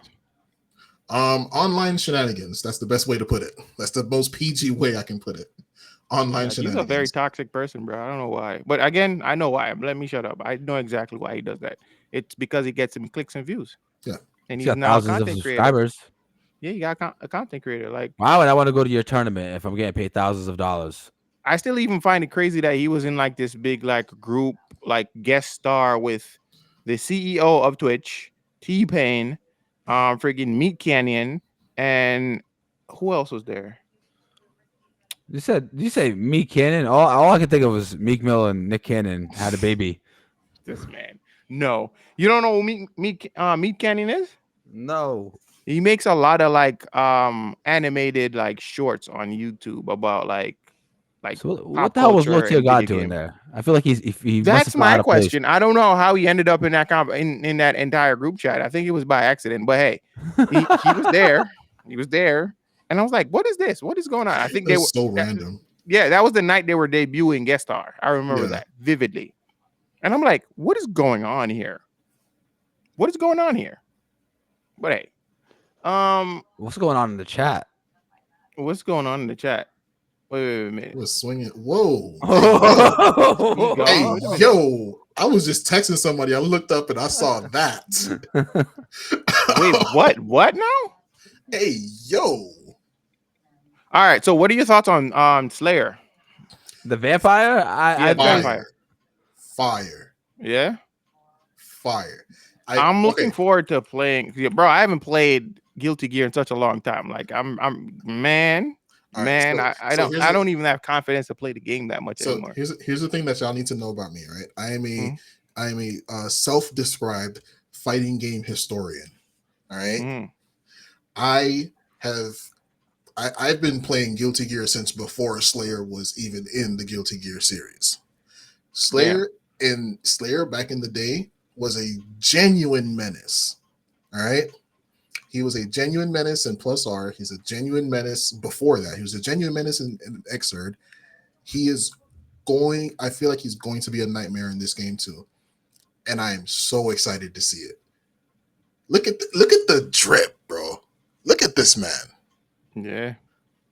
Look, this man just shows up in his Sunday best just to punch you in the face harder than anyone has ever been punched in history. While smoking a pipe. That's nuts. That's gangster. So my take on this is, if we can have 2 vampires in Guilty Gear, we can have 2 boxers. Slayer made me have to work in Street Fighter. So we can get a Dudley or a Balrog. I don't know how y'all feeling about this. We had Dudley and Balrog in Street Fighter 4. We can do it again. We can do it again. It's not too late. No, I don't think so. We could do it again. I'm all for it. It's Street Fighter after all. People are gonna be punching each other. No, people want Balrog. Like a lot of people are requesting Balrog. I really feel like they will. I don't think Ed is going to. Just imagine Ed is not gonna satisfy Drive people. Rush. Just a green streak behind Balrog. Just imagine it. Nobody wants that. Nobody wants that. Oh God. Yeah. The character looks dope. I like it's him. It's crazy that Germ's not here right now because we talked about fighting games more than he's always any other wanted podcast. to. Right. Always wanted to. This would have been the perfect episode for him. Yeah. He'd be going off right now. Nah, Slayer's fire. I'm happy they finally added him to the game after 3 years. 3-4 years. He's finally back in the Guilty Gear series. He is a welcome face. And I'm genuinely excited to see what the top players do with him because he is an absolute joy to watch on screen. Yeah, I'm looking forward to get back. Yo, when do you want to hop into some Guilty Gear again, Harless? We haven't played in a long time. So you know the reason why I stopped playing Guilty Gear, right? Why? Because soon as Street Fighter came out, I realized that I can play Street Fighter on my arcade stick and my keyboard at the same time, and I really wanted a hitbox. So I started learning how to play that way, but then I went to go back to Guilty Gear, and I realized that you can't do that. So I had to go play exclusively on an arcade stick, and it began to feel like not something I wanted to do anymore. So, but now I got the hitbox, and I got the level list. So shout out to Jason's Customs and everybody in the world. I got the hitbox, so we can start getting into some strive. You don't get clapped though. Read the chat. Read what Titus just said about the Balrog. No, yeah, I read it. I got timed out in Twitch that once because Akuma was more hype than Balrog because Balrog is ugly. Wow. Honestly, Titus, that's just racist because Akuma's definitely uglier than Balrog. So, bro, let's keep it above. No. Let's keep it above. I'm pulling out the racism card. They both ugly. They both ugly. I mean, let's just keep it above. They are both ugly, but let's not. Can somebody pull up the graphic of Akuma? None of these dudes are cute. Pull them up. Honestly, put them both side by side, Akuma and Balrog. Honestly, and if you tell me that Balrog is uglier, I'm calling out racism. What? Heartless. Nah. We need to talk. I'm sorry, but I call it how I see it. First of all, it's not Akuma's fault that he's ugly. All right, this man is seeking. He's a power. demon. You cannot be worried about your looks when seeking power. All right. That's why I look like Jesus, by the way, guys. In case anyone was wondering. And that's why I still beat you at Street Fighter. Now, hey, jokes. He is higher. Hey, yo, Mooning Raccoon. Thank you. Mooning Raccoon. Thank you for the follow. I don't know what I just said just now, but thank you. Bro, that was crazy. All right, let's pull up Balrog. This is Balrog. Let's get the side by side. I'm watching y'all. Make your decision carefully. I'm watching y'all. So this is Balrog. Okay, bro, that's just Mike Tyson in anime. What are we talking about? All right, and then Akuma.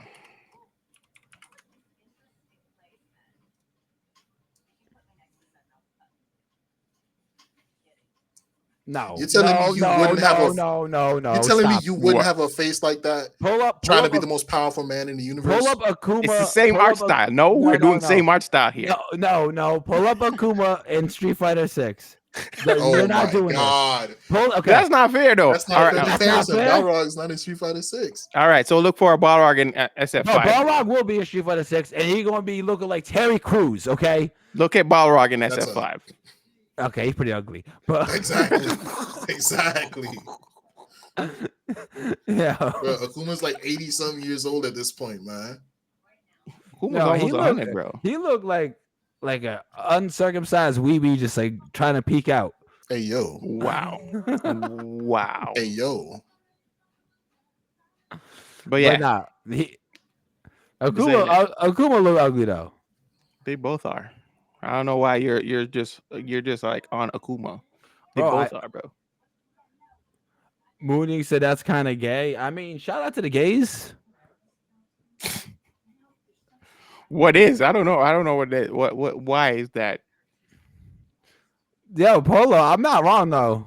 Looking like Terry Crews is insane. Everything No, he about what you does. He just said does. was I can't. wrong, I man. can't. I can't. I can't dispute that. He does. Yeah, I cannot dispute if that. Terry Crews found a way to make us believe that he was like serious as like when he was angry, he could make a very good Balrog in a Street Fighter live action. But if he tried to start screaming at people in an angry manner, You're gonna laugh. I'm gonna laugh. I'm You're just gonna gonna laugh because it's Terry Crews, bro. It's Terry Crews. Balrog only gets women because he's rich and famous. Wow. That's true. Wow. It's Yeah, because true. he's famous. He's rich and famous. Yeah, he's a heavyweight champion, bro. The official story of Balrog is he is a disgraced boxer Yeah. who makes his money off gambling and fixing fights. Yep. Okay. I'm gonna need you for a video I'm working on. Yes, you need to. He's Let the me know video when game historian. Did you not hear? Fighting I game. heard I am the historian. fighting game historian, sir. Did you not hear that? I heard that. So who's this Beatrice? I have no idea. That's what I was about to pull up. I don't if know you- anything if about you this character. don't- Like I said, I'm not a Grand Blue guy, so If you don't watch the me in. anime or play the mobile game, you're not gonna know who any of these characters coming into Grand Blue are. Unfortunately, yeah. I am So in that if camp. anybody's a fan, just let us know. But she got Beatrix. all the gooners interested. So But okay, so did Grand Blue die? no, Grand Blue's still alive. Okay. But it's niche. I don't think there's much people playing Grand Blue. Like when it just came out, I feel like the amount of people that are playing it now aren't the same amount of people that were when the game just came out. When thing. Yeah, what I just said. I think the game is great, especially with their semi free to play model that they have. I think it's pretty cool. The game is actually in a better state than it was in its original form. Oh, really? Yeah, absolutely. There are way more people playing now than when Grand Blue first came out in 2020. Oh, really? Way more. Even with the Versus Rising? Yeah. There are way more people playing now. Bro, I think the game looks beautiful. It does. It does. I can't even front about that. I put it down to focus more on Street Fighter, and then I started hearing nothing but bad things about the game, though. I mean, the game has its problems, but every fighting game has its problems. Not Street Fighter. Stop it. Street Fighter has its problems. Every fighting game has its problems, and with those problems comes a community that are going to embellish it way more than it really presents itself. But yeah, I don't know. What? That's her. What's her? That's Beatrice. I don't know what y'all looking at because I just seen the moons. I told you she is for the Gooners. The Gooners love her. What is a Gooner? Horny. Oh, okay. So we love her.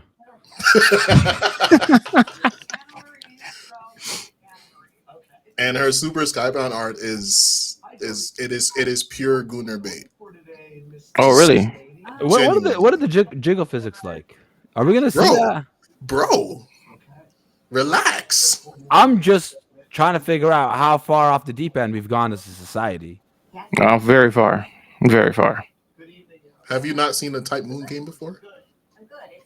Never mind, you haven't. I love the gameplay. I love the gameplay. I got 2B, but or not to be. I mean, I know how far they're willing to go in this game. It's just. What did I just see? Yeah. Wait, do they show her after? No, they don't show her. Oh, okay. So after she does that super, she's sitting. She's just sitting there on the ground, clothes tattered, almost falling off. Wow. Just sitting there on the ground. Like, let's see if they're gonna show it. Let's see. Damn. She's for the Gooners. If you see what I see. And also, she's apparently really good. Oh, see it. Oh, I see it. There it is. There it is. There it is. There it is. There it is. There it is. I mean, I'm not going to lie.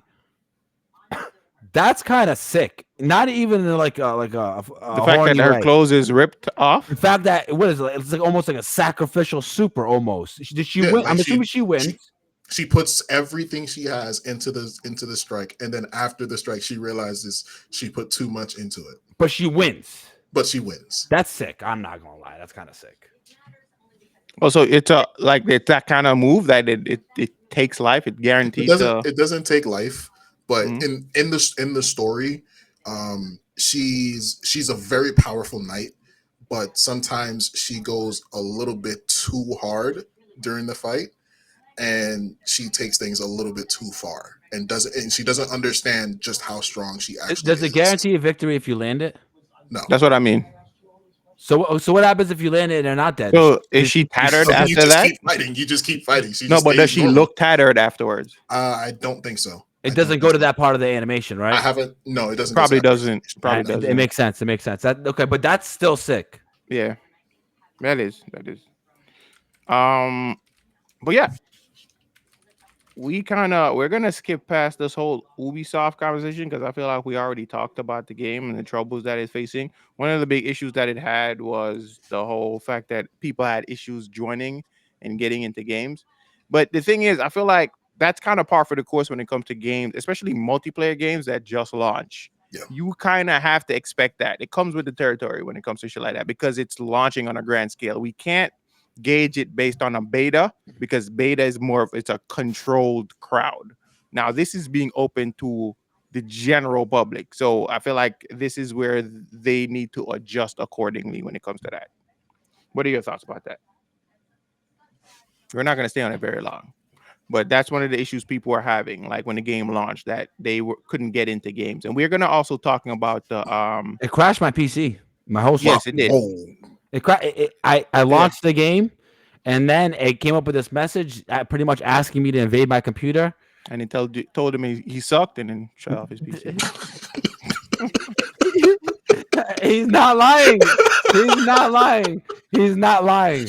And you know what the worst part is? It gave me the blue screen of death, but in the middle of the blue screen of death was a cutout chunk of my OBS that had my face looking stupid, and it was just frozen. Damn. The blue screen of death frozen with my face looking. Wow. Stupid. Yeah. So one of the issues. How do you guys feel about SBMM? I love it. Yeah. Keep it in the game. So this game apparently doesn't have skill-based matchmaking. That's terrible. It has engagement-based matchmaking. Not necessarily, but they're saying so. Based on what I've heard Mark Rubin say, is that most games nowadays don't have traditional skill-based matchmaking. It's more engagement-based, and how that works is there's an AI that tells whether or not somebody's about to quit the game, and then put them in an easier lobby, get them rejuvenated, win that match, and then put them back into like the general populace. Yes, that's been around for a while now. Right. So he's saying it's not skill based. That's more engagement based because they're gauging your level of like tolerance. And if they feel like you're about to leave or you're about to quit, they're gonna give you something easier. So that's technically not skill based if you want to be honest about it. It is skill based. More that is exactly it. Well, let's fight now. That's engagement based because they're gauging your engagement. Like if you're about to quit, and that's when they put you in an easier lobby. But they base your willingness to quit on how you're performing, and if you're performing bad, then you do need to go down a level and fight people at a lower level. I guess you could say that, but like at the same time, bro, like here's the thing. Mm-hmm. In a normal, it's kind of manipulative, is what I'm saying. In a normal skill-based matchmaking ranked system, that doesn't happen. Right? No. That doesn't happen. If you are at a specific rank, right, you're going to fight people that are of the same or either a little bit under your rank or a little bit above. Rank, right?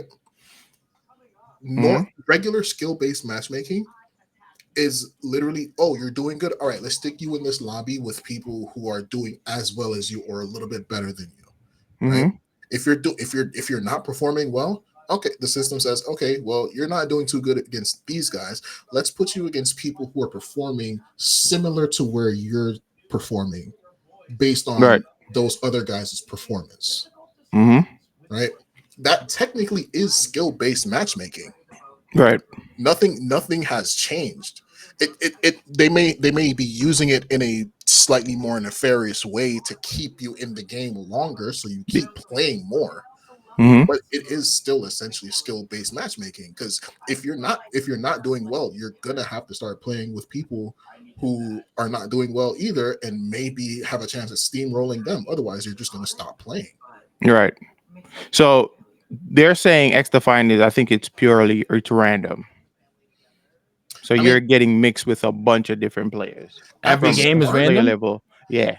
at the start, I think that's fine, because Mm-hmm. there's no real rank Data order. on. Yeah, there's no real data on like what's good, what's not, who's really good, who's really not good.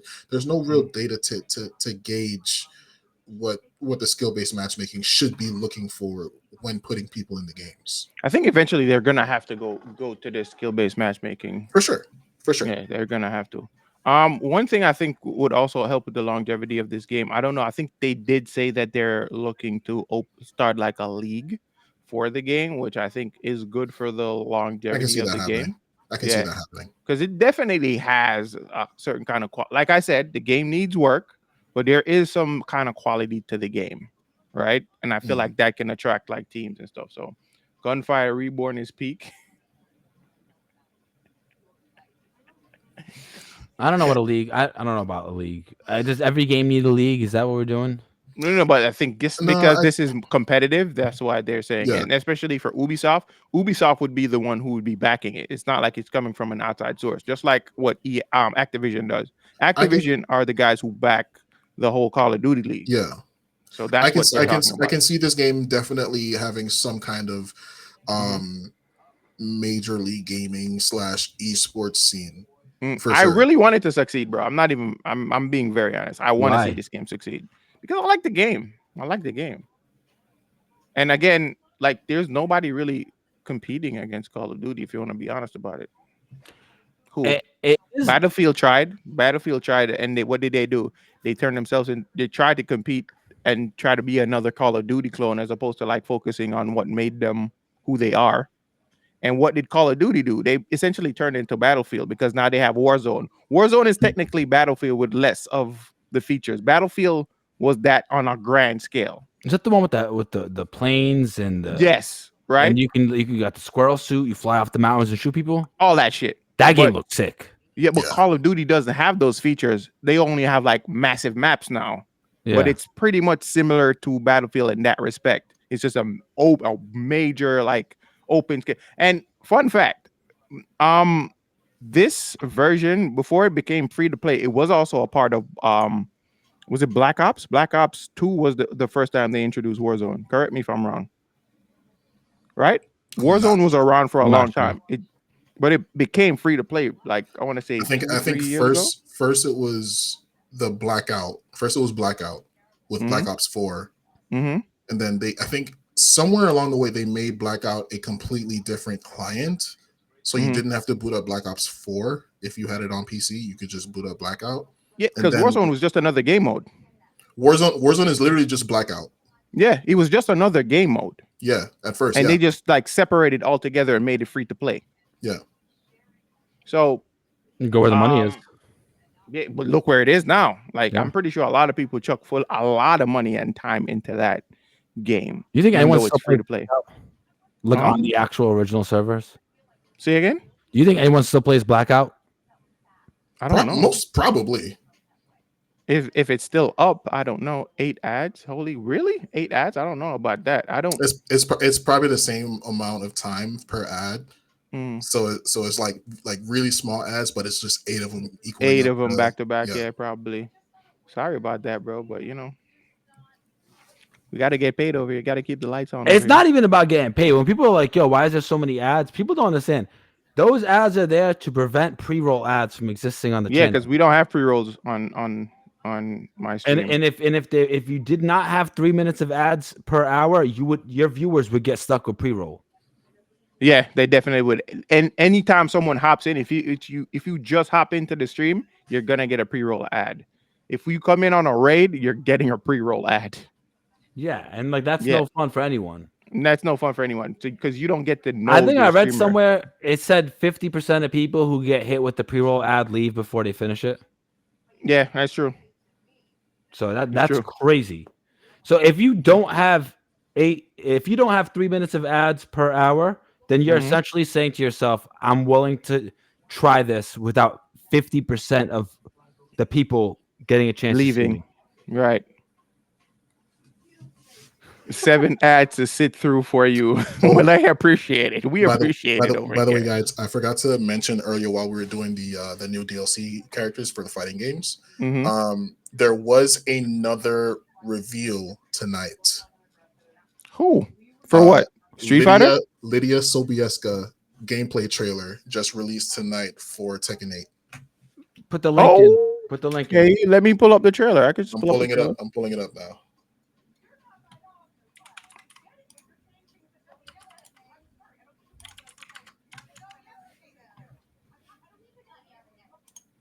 Oh, they just dropped it. You're right. I already got it here. I'm gonna pull it up. Bet. This man's a menace. I'm on it, bro. I'm in these streets. I'm not gonna lie. I kind of want to come back to Tekken just to play her. You know, I haven't played Tekken yet. I'm gonna leave I haven't played Tekken yet. I'm gonna leave my thoughts to myself. Hey, yo, Reaper, appreciate the gifted sub, bro. Shout outs to Reaper. Yo, Reaper, make sure you thank Reaper Mooning. Make sure to thank Reaper for that gifted sub. Mooning is still in ads. It's crazy. If you get gifted during the thing, yeah, the ads you don't still stop. have to watch the ads. You're still gonna have to add for that one last time. I think you can just refresh the page though. Yeah, you can. So yeah, I definitely want to I like how she moves. learn Tekken for sure. I want to be amazing at one game, and I want to be like decent on another. Yeah, competent as hell in another game. And Tekken is definitely that game. I want your guys' thoughts on like Maximilian. What do you guys think about Max? Like, do you think he's like great at every fighting game he plays? Hell no. Just pretty he's much not. decent. He is not great at every game he plays. Trust me. Right. I've played against him in a few. Oh, really? Yes, I've played against him in a few. He's not amazing at every game. But he learns games really fast. He learns like the basics of the games really fast, but he doesn't like spend so much time that he gets really, really, really good at them. I think it's because I kind of blame it on content creation because that's how I feel when it comes to games. Exactly. I can't stay on one game for too long. I got to keep moving. That's literally the reason why he doesn't like get like really good at the game. Yo, this man said he's fighting game Jesus. That's funny. Heartless is fighting game Jesus. I'm about to say, he's fighting game Jesus. Nah, Jesus was not blonde with glasses. Okay, okay, we're not doing this right now. Okay, we're not doing this right now. Yo, she looks nice though. She looks good. She's dope. She's dope. She is also so she was one of the last, I don't remember if she was the last or not. Yeah. DLCs for Tekken 7. Some of her gameplay elements actually transferred over into a character that's already in the game that's been terrorizing ranked since release. Some of her gameplay elements went to Reina. Yeah. Everyone hates Reina. Everybody hates Reina. So think about some of the stuff that Reina already does in the game. Lydia does, but better. So I feel like she's going to be an absolute menace when she comes out, and I'm actually considering reinstalling Tekken 8 just so I can play her. No, you said the game was too offensive though. Thank you. I know what I said. He said, I know what I say. Well, that's too damn bad. I know what's wrong with it. It ain't got no gas in it. No, but for real though, I actually want to try her out. She looks really fun. Yeah, she looked cool. Nah, your June was killing it. You might have lost some friends.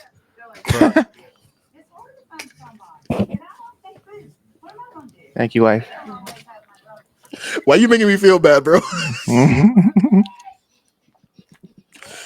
My entire Tekken community in Miami hates me because I stopped playing. Oh wow. Why? Because I he was actually abandoned good at the game. that birthed him. Oh really? Yeah. I was playing Tekken competitively before I was playing Street Fighter competitively. Oh word? That I Yeah, didn't know. Tekken got That me I into the didn't know. FGC. Bro, I can't get into Tekken. I'm sorry. I'm a Street Fighter through and through, or Marvel versus Capcom. Wow. Listen, everyone says they can't get into Tekken, but if you were actually nice at Tekken, you would have a lot of fun. The Tekken combos are a lot of fun. Bro, I will play Tekken. I never said I wouldn't play. I can't get this. I just can't like. You know how I dedicate like time into Street Fighter? Yeah. It's I hard for me to do that with Tekken. I know. But To I be would good at play. any of these games, you really have to put in hundreds of hours. If anyone can just pick up Tekken and put in 50 hours in the game and hit the highest rank, master rank, whatever it is, God bless you. But I think for everybody else, you need 300 to 500 hours in a game to really say, I'm comfortable with my character. Right. All right. So speaking of other fighting games, Multiverses is dropping next week. Oof. Will anybody be playing Multiverses? Shank, I'll start with you. Did you play Multiverses when it first came out? I did play a little bit of it when it came out. I am not the biggest fan of platform fighters. You have to be really, really, really like creative and amazing as a platform fighter to catch my attention. And only one has caught my attention in the past couple years. And Don't say Multiverses Brawlhalla. is not that. Oh, I thought you were gonna say Brawlhalla. Oh no, I didn't want to take the shine off of the topic, so I didn't want to say another game's name. Oh, But okay. I mean, I'm glad that they're finally doing their official release after leaving the entire player base high and dry, Right. for a year, Year. almost. I'm glad it's finally coming back, and I think they are paying And it they took forward money to the too. players. They did. They took money People paid for a battle pass. People paid for on a characters. beta. People paid for skins. On a right? beta. And then they shut down the game and said, "All right, see y'all later." And now they're finally coming back. I hope that they do pay it forward to the players that did spend money on this game during the beta. You know, they If did say not, they're gonna still have access to all their stuff okay, that they good, pay for. perfect. That's But good. again, that's not even an option for them to not have access. That's not. I don't even think that's an acceptable thing. And I think if we were to accept it, no, they could still play. No, they could still play the game offline because you could. If you no, had I get access that. I'm to the saying game, if they re-released the game and they didn't give all those people all their DLC stuff, all the stuff that they paid for, didn't. No, that would be a big problem. That'd be a big problem. That's why I said I'm glad that they did that. Yeah. I don't even think that. But let's not sidestep the fact that that was a beta. Yeah, they shouldn't have taken money on a beta. You should not be taking money on a beta. Period. Yeah. Or just release it early access like Power World. Take people's money. Now you have funds to make a fully complete game, and then when you officially release it, then you could charge full price. Yep. The game looks fun to me. I like because again, I used to play Smash Bros back in the day. Again, I'm not trying to play this game competitively. It just feels like a fun party game that I'd play. I'm not looking to go like all sweaty in this freaking game. Like this just looks like a fun game to play with friends. You know what I mean? I wish I could do that. Yeah, no, you can't. If I picked up this game, I'd pick up a character, and then my brain, I'd start dreaming about better ways. You never played it? No. Oh, it's actually fun. It is fun. One of my favorite characters in the game was actually Finn, and I'm not even an Adventure Time fan, but I like Finn in this game. I was a Bugs Bunny guy myself. Is this the game with LeBron James? Yes, it is. LeBron James. But he's not. No. Legally distinct. Okay, he's not LeBron James. He's King James. There's a legal difference. This is the LeBron James from Space Jam. Yeah, he's King James. So yeah, party animal esports when this man. Nope. You know, I've never played Party Animals on stream, and I have it downloaded on my PC, but I don't think anybody is interested in playing that shit with me, so I might delete it. Do you guys know what Party Animals is? I think I saw a gameplay of it, and it looks fun. It looks like It Fall Guys. it looks like one of those games that you just get your friends together, have a Mhm. few drinks, and just ball out Yes, on the that's game. exactly what it is. This was but like multiverses. So two of the new characters that they recently showed off for multiverses was Jason Voorhees and Agent Smith. Jason looking kind of clean. I haven't seen gameplay for Agent Smith though. But yeah, Jason looking kind of crazy. If Agent Smith doesn't have a move where he sends out clones at you, it's not Agent I'm Smith. pretty if yeah, he should. He should. Let me see if they have gameplay for it. But the game, like I said, the game looks fun. It's definitely gonna be a squad night game next week Saturday. A lot of people are requesting it already. Pinksy did earlier. I don't know who else wanted to try. I think Bello wanted to try it out as well. So I'm willing to try it out for squad night. Like we should have variety for squad night. I think. You know. I'm down for some variety. Variety is cool, but I like Here we go. I like working on our Overwatch team.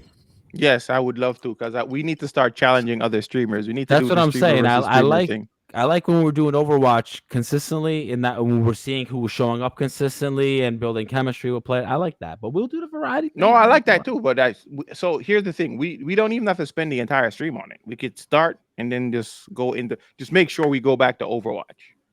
I wish Not I a could bad get idea. home in time to play Overwatch. Huh? I wish I could get home in time to play Overwatch. You don't want to play an Overwatch, Shank. Don't lie to us. You're right. I'm not. That's what I'm saying, bro. I'm a bronze, but oh really? Mooney Raccoon wants to play with us. Heartless, you got to show up. You got to show up on You Saturday gotta to show watch up. Overwatch. You You got to gotta show show up. up because we're about to do streamer versus streamer, bro. We're about to challenge a bunch of other streamers. See, I look at this game, bro. I can't do this. Smash Why? looks way better. All right. I'm gonna tell you the biggest problem that I have. Right. They Mhm. slowed down the gameplay. Yeah, it definitely looks slower than before. I see it. The It game was looks floaty. the game ran a lot faster in the It doesn't open. matter. As long as you're a part of the team, like somebody has to be a streamer on the team, is all we're saying. Whoever the lead is a streamer, and we're gonna challenge other streamers. Where is he? Like, isn't this a platform? Where is he standing out in that open? Like, think about this for a second. Let's Hey pause for a man, second. trailer magic, bro. You get what I'm saying, though, right? No, no. Let's go back. I want to break that down. Where the hell is he? Just My Where looking. is man. he? Where is he? It's trailer magic, bro. Man No, is he's just floating. looking at you menacingly from the distance. He's floating. From where? Where is he standing? I would love to know. He's standing on That's the the bones of platform. every other platform. Bro, that's wild. That's hilarious. That is hilarious, bro. Standing on the mountains of the bodies he killed. Facts. Well, I need to see gameplay for Agent Smith. Nah, No. the moonwalk is fire. The moonwalk is fire. No. Nah, you're not just gonna throw a moonwalk in there and think you're gonna have my money. Right? I'm still not buying it, but Wait, the it's moonwalk is free. fire. It's free Is to it? play. It's free. It's Oh no, I'm not free. buying him. We're I'm haters. not buying him. We're haters. I don't think are they gonna sell the characters or are you gonna play to unlock them? I think you can play to unlock them. You can probably play to unlock it. Yeah. Guys, I'm not buying shit on that game. I'm just playing it, and be honest with y'all. And they recently revealed Joker as well. I don't know why people are so fascinated with Joker, but I'm not. Like at this point, the characters played out. Like give us some new characters from the rosters. Like you know what I mean? Heartless, you fell out. Where'd you I go? mean, I didn't follow. No. Oh no, never mind. My bad. I know they what got happened. they have an entire history of movie characters to pick from. So Yeah, why do you keep going back to the same pool? they just again it goes back to what I was saying before. They want to create new storylines, but they don't want to let go of the old characters that made them pop. Money. Yeah, money. All right, so That too. on to a new story. We're on to the next. Activision and Meta are being sued by a family of all the school shooting victims. Oh, that's I crazy. wanted to, yeah, I kind of wanted to hear your guys' thoughts about this. Chat, I want you guys to join in as well with this conversation. I think is one of the more serious conversations we've had on this podcast ever, pretty much. So it says the lawsuit is blaming both companies for promoting weapons to young men, including Uvalde gunmen. The families of the victims killed in Uvalde, Texas school shooting are suing Meta. I don't know why Meta is involved here. Call of Duty developer Activision over allegations that they promoted the use of firearms to underage boys. The lawsuit claims both companies knowingly exposed shooter to weapons, conditioned him to see it as a solution to his problems, and trained him to use it. I'm going to do a wicked pushback, but Shank, I want to hear your thoughts. But I have so can I go first, or do you want to go first? You Because can I go. have a lot. You can So go because I got things to say too. here's my thought process on all this. I'm sorry, like the school shooting is unfortunate. There's no question about it. But we're not going to blame video games for this. Number one, these games have a rating for a reason. So this is a parent's responsibility to keep these things out of the hands of their children. That's number one. Number two, there's no way, shape, or form we're going to take away the fact that this person that did that is mentally unwell, right? Which is one of the biggest issues in our country right now, the mental health crisis. We have a major mental health crisis in our country right now, right? So the fact that they're attacking a video game company, I consider that band-aid action. It's not really solving an issue. It's not fixing a problem. What are your thoughts about that? Let me know if I'm wrong about that. You're absolutely not wrong. This debate has been going on years, for decades now, literal decades now, right? This whole narrative of video games teaches kids how to shoot people is absolutely ridiculous. Because let's lay down the ground rules, right? Not even the ground rules. Let's just lay down the facts. Mm-hmm. If a game has a rating of 17 plus, right? Mm-hmm. And you as a parent go out and you buy this game for a child that is under 17, you are, if the game is to blame for teaching this child that it is okay to shoot people, you are the number one first in line. Yeah, the reason why he feels like it's okay because you bought it for him. Mm-hmm. This game is made for adults, 17 plus. It's M rating. Like, you are number one in line to blame for him shooting anyone, for him feeling like it's okay to shoot anyone because you bought it for him. He couldn't have bought it himself. No. Right?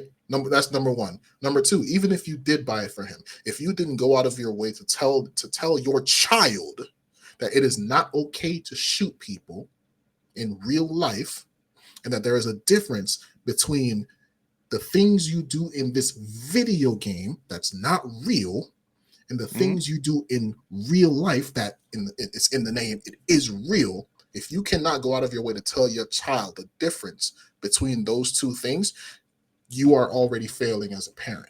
See, I don't even think you have to tell your child that. I think that the human brain, pretty much, when it sees fantasy, it understands it's fantasy. When it sees video games, when it sees movies, they understand it's fantasy. That one thing. Right? Go ahead. No, you go ahead. Go ahead. Right. But if you're unable to separate that from the real world, again, that has to do with some kind. That's in itself some kind of mental issue going on there. There's a struggle to separate reality from fiction, and in that regard. Absolutely. Right. What I was going to say to Heartless's point just now is sometimes let's be real. And Cash, I know you got kids. I don't want you to feel like I'm insulting your kids in any way. Oh no. Okay. No. Kids are stupid. I mean, kids are going to do stupid things. But that's the whole point. That's why we are here as parents, to make sure they don't do it. Exactly. That's why we're here. when we saw um 007 on the 64 back in the day, right? We saw that and we said, "Oh my God, this is amazing! It looks so real. Right. Video games can't get any better than this." We look back today and we're like, "Yo, this is what we thought was real life." Right. Now, but anyone who is well adjusted would never think to resort to that. No well-adjusted person would think about resorting to that. That's what I'm saying. Not only that, here's the other thing. Here's the other thing about that too. If this goes through and they actually win, this sets a deadly precedent. It sets a dead, huh? There's no chance that they would win. No, but this is what I'm saying though. It sets a precedent if this were to happen, that if a game comes out and it's violent, people are now going to feel like it's okay for them to sue if anything happens. Every game company that ever put out a shooter is going to get sued. Everything. No, right? They would just put it's they would find a way to evade liability entirely. If a game company were to lose a case like this, every other game company would pretty much in writing before the game starts, it would say these actions are fantasy and not to be emulated in real life, blah, blah, so on and so forth. And they will. But that's kind of what the rating system is for. Bro, Mortal Kombat. When Mortal Kombat came, Mortal Kombat is the reason why we have the rating system in the first place. Let's just keep it a book. True. Right? When Mortal Kombat first came out, bro, they said, bro, listen. When Mortal Kombat came out back in the day, every single parent, anything that happened, they blamed Mortal Kombat. You know what they had to do? Create the ESRB rating and say, listen, if you see this rating, this number right here, this letter right here, if you see that M, it ain't for your children. This is for adults. Stay away from it. There's a reason why they're there, right? But most parents don't do their due diligence to check those things, right? It's the same thing when it comes to TV. I'm not going to, if I haven't vet a TV show for my children, they're not watching it, period. That's my job as the parent, right? I need to make sure that whatever my kid watches is safe. Question though. Mm-hmm. You have daughter, son? I have both. Okay. I got to them. When your 15-year-old daughter buys a PlayStation 7, PlayStation 100, probably. Whatever. when your 15-year-old daughter buys a PlayStation 7 and she goes to make the account, she's buying all of her games digitally. Are you gonna put her in a situation where she has to come get you to put in a password anytime she needs? Hell yeah. At 15 years old? Yes. Okay. Yeah. I would do the same actually. Yeah. That's literally the reason why parental controls exist on consoles in the first place. You don't buy anything without my say so. Okay. Mm-hmm. When I was 15, my mom literally drove me to the game store and she's like, tell them what you want. Come on. Yeah. Listen. I worked at Grand Theft Auto San Andreas. I worked at GameStop for 1 year, 1 full year. In that 1 full year working at GameStop, I've seen one parent out of all of the parents that came in ask me, hey, what does this M rating mean? I told her, she looked at a kid and she said, I'm not getting you GTA 5. This is too much for you. Now that's right back on the shelf and walked out. That's responsible. Nah, see what's going to end up happening is that child is going to go get it through other means. You think so? Okay, listen, I understand that's what the rating system is for. This is going to turn into a parental debate. I understand that this is what the rating system is for, but at 15 years old, your child, you should be able to tell your kid, bro, this is Grand Theft Auto. It's a game. You do stupid shit, and none of this is like real life. I was able to comprehend this. I didn't need nobody to tell me that this video game was just. I was able to comprehend that as well, but like not every you can't treat everyone. You can't look at everyone through the same lens. Not everyone has the same cognitive ability. Exactly. There you go. I know. There you go. I see Cash has no faith in his children. I'm just kidding. I mean, my hope is that by that time I've instilled enough responsibility in my children where I could trust them to some extent, but they're not going to get free rein to do whatever they want to do. That's how I look at it. You're going to have some responsibility, right? But at the same time, I still feel like I need to be the responsible parent and make sure that you're staying out of trouble for the most part. Mm-hmm. Right. So that's how that Now, goes. as it relates to the shooter Mhm. specifically, let's say he was influenced by these violent video games, right? That are plaguing this, How are that they are going to plaguing prove it? society. How are they That's going to the prove it? next thing I was going to ask. Literally, how were you going to prove that it was these companies' games And not the specifically environment that he grew up in. that created Even if he wrote a the letter, mentality? even if he wrote a letter saying, "Bro, I was specifically inspired by this one exact mission in Call of Duty," They still can't because it's not again, their Like, responsibility. okay. I have a good comparison for you. Mhm. I don't remember exactly where it was, but it was when The Dark Knight came out. There was a shooting. Yes, A I remember guy that. In dressed Aurora, as the Joker. in Aurora, There you go. It was the in guy dressed Colorado, as the Joker. I think it was in the movie Colorado. theater. Yes. Mm-hmm. Shot up the whole movie theater, dressed as the Joker, went into that movie theater, shot a bunch of people, and said, "I was influenced by the Joker." Are we gonna stop using the Joker character now? Are we gonna stop showing Batman So, stopping the Joker for his antics because they're wrong?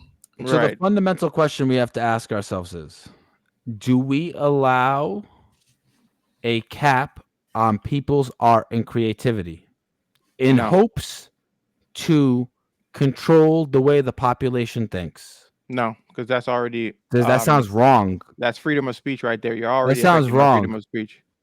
That's you're already kind of trying to, no, no, You I don't can't do agree with that, that. and, You can't. I'm gonna tell you why. Even if they decided to put that bill forward for consideration, it Mhm. wouldn't work out. And the reason why is because there's already a system in place to keep individuals who are too young and do not have enough cognitive ability to understand the difference between fiction and reality from buying these games. Exactly.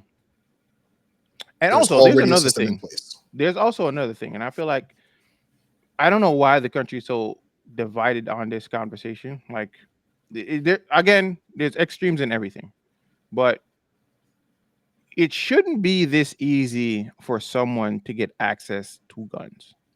That's a That's the other whole nother issue, That's conversation. a That's a whole nother whole other conversation. We conversation. can get right? into it, but that's a whole nother This is conversation. this is We're not the already 2 place for hours it. deep into this podcast. We Yeah, are not this is getting into not the that. place for it. But I'll just leave it there.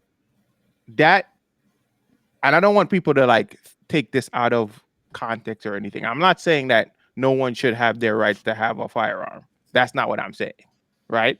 What I'm saying is how people attain these guns. Like no one should be able to, especially a child, should not be able to walk into a gun store and Kids can't purchase do a that. weapon Kids can't do that. Kids can't. No kid is buying a gun legally. legally. Legally, no kid is buying a gun. So And look what Mooney there's, said. People well, can make their own guns now, which you can. You can literally you go too. buy it. Yeah, that's actually true. You can 3D We're print it. not. We won't talk about the means, but yes, I know those things are actually Reaper, happening. if you don't mind, can you explain? Did they actually have something to do with the shooting, or did they just get held liable because their son killed people? Hey, the last set of parents actually got held responsible for shooting the kid. Yeah, because the weapon was available. Oh yeah, no. See, they are directly involved in the shooting. So they, Yeah, because he had access to their weapons. but You you can't should. even hold the parents liable. You can't. You can't. Some people try all their hardest to raise great kids, and Mhm. and sometimes your kid is just mentally messed up. And condone their behavior. I didn't know that. They are supposed to lock. Yes, you are supposed to lock guns away. You are, or Mhm. at the very least, remove the pins. Remove the ammo, Yeah, remove the remove the ammo, magazine. remove the pins, remove everything from the gun that basically prevents it from becoming an active firearm. So yeah, you have a gun that can take. Yep, Yeah, exactly. That's but not responsible for that to be an active weapon in the household. Like, especially if they no. have that on the wall. If they supplied the gun, that's one thing. But if Hmm. their kid went out and got a gun Hmm. illegally from somebody else, and they had no knowledge of his doing, I don't think it's right that they should be suffer the consequences for it. I don't think they should. No, no. If it's in the case that the kid received the weapon completely independent of their parents, then no, the parents cannot be held reliable. But if it's their weapon, they should be. I think they would get some kind of like negligence. And if they can't be held liable, then how the hell are you gonna hold a company in a whole other state just develop? At the end of the day, the game is art. Are we telling Salvador Dali that he cannot paint women's bodies cut in half? Because that's what he was doing. Mm-hmm. Pretty much. Anyone could say I was inspired by a Salvador Dali painting, and this is why I did this to this person. Mm-hmm. Isn't that where the Black Dahlia got his inspiration from? No, probably. But those paintings are still valuable. He's still a celebrated artist. Mm-hmm. Art is art. Sometimes art is disgusting. Sometimes art is cruel. Mm-hmm. Mm-hmm. But it's still just art. It is still an expression of an idea. And at the end of the day, it is subjective. Exactly. There's that as well. So, yeah, that was a very serious conversation for a gaming podcast. But either way, I wanted to bring it up. Well, Jordan wanted to bring it up. It is gaming news. It is gaming news for the most part. But like I said, one of my biggest issues from this is the precedent that it probably would set if it were to come to pass, is what I was saying. Right? That in itself is a thing. But just to break this down as well, because we brought this up, I want to also point out that we have resources available for anyone who are showing any signs of mental illness, right? There's honorconnor.org, regroupnow.org, which I'll post in the chat. It's the responsible thing to do. Thank you. All right, so moving on. Schedule a game night for a life-changing. What? Life-changing? What is this? Let's skip this for a second. So another thing, in other gaming news, we can't trust the gaming media anymore. Oh Lord! Like we could trust them anymore, any more than they are right now. So IGN just recently purchased Eurogamer, Rock Paper Shotgun, and a bunch of other companies. I think VG 24/7 also is on the docket as well, which is crazy. And I was a big fan of Rock Paper Shotgun. And now I feel like I can't fully commit to their news anymore because I feel like it's gonna either sway a certain way or I don't feel like I'm getting the full story anymore. Shank, how do you feel about that situation? I've been against IGN for a long time now. Oh, yeah, me both. Despite the fact that they do end up having monopoly of the trailers that I want to see, right, most of the time. But for the most part, that's what I watch from them. That's really all the content I consume from them. Mm-hmm. I don't like this, especially this is coming like that's right monopolizing. That's monopolizing the news. Can you believe that? So there was an article posted recently about Kai Cenat. Oh, I remember that. How he finally finished his Elden Ring run. Mm-hmm. And in the tweet that linked the article, they wrote Kai Cenat, streamer who incited riots back in whenever he did in New York, just beat Elden Ring on stream. Racism. Thank you. Like, why was that? Why did they feel the need to bring that up? And it's bad enough that it's bad enough they have people like that on their staff willing to just throw stuff like that out there. Was she a freelancer or a staff writer? I think she was a freelancer. Whether she was freelance or not, it was wrong. It should have been vetted before it went out. Agreed. 100% agreed. Germ, welcome in, bro. What's good? You can get your gaming news here on Gamer Actual. This man came in with an ad.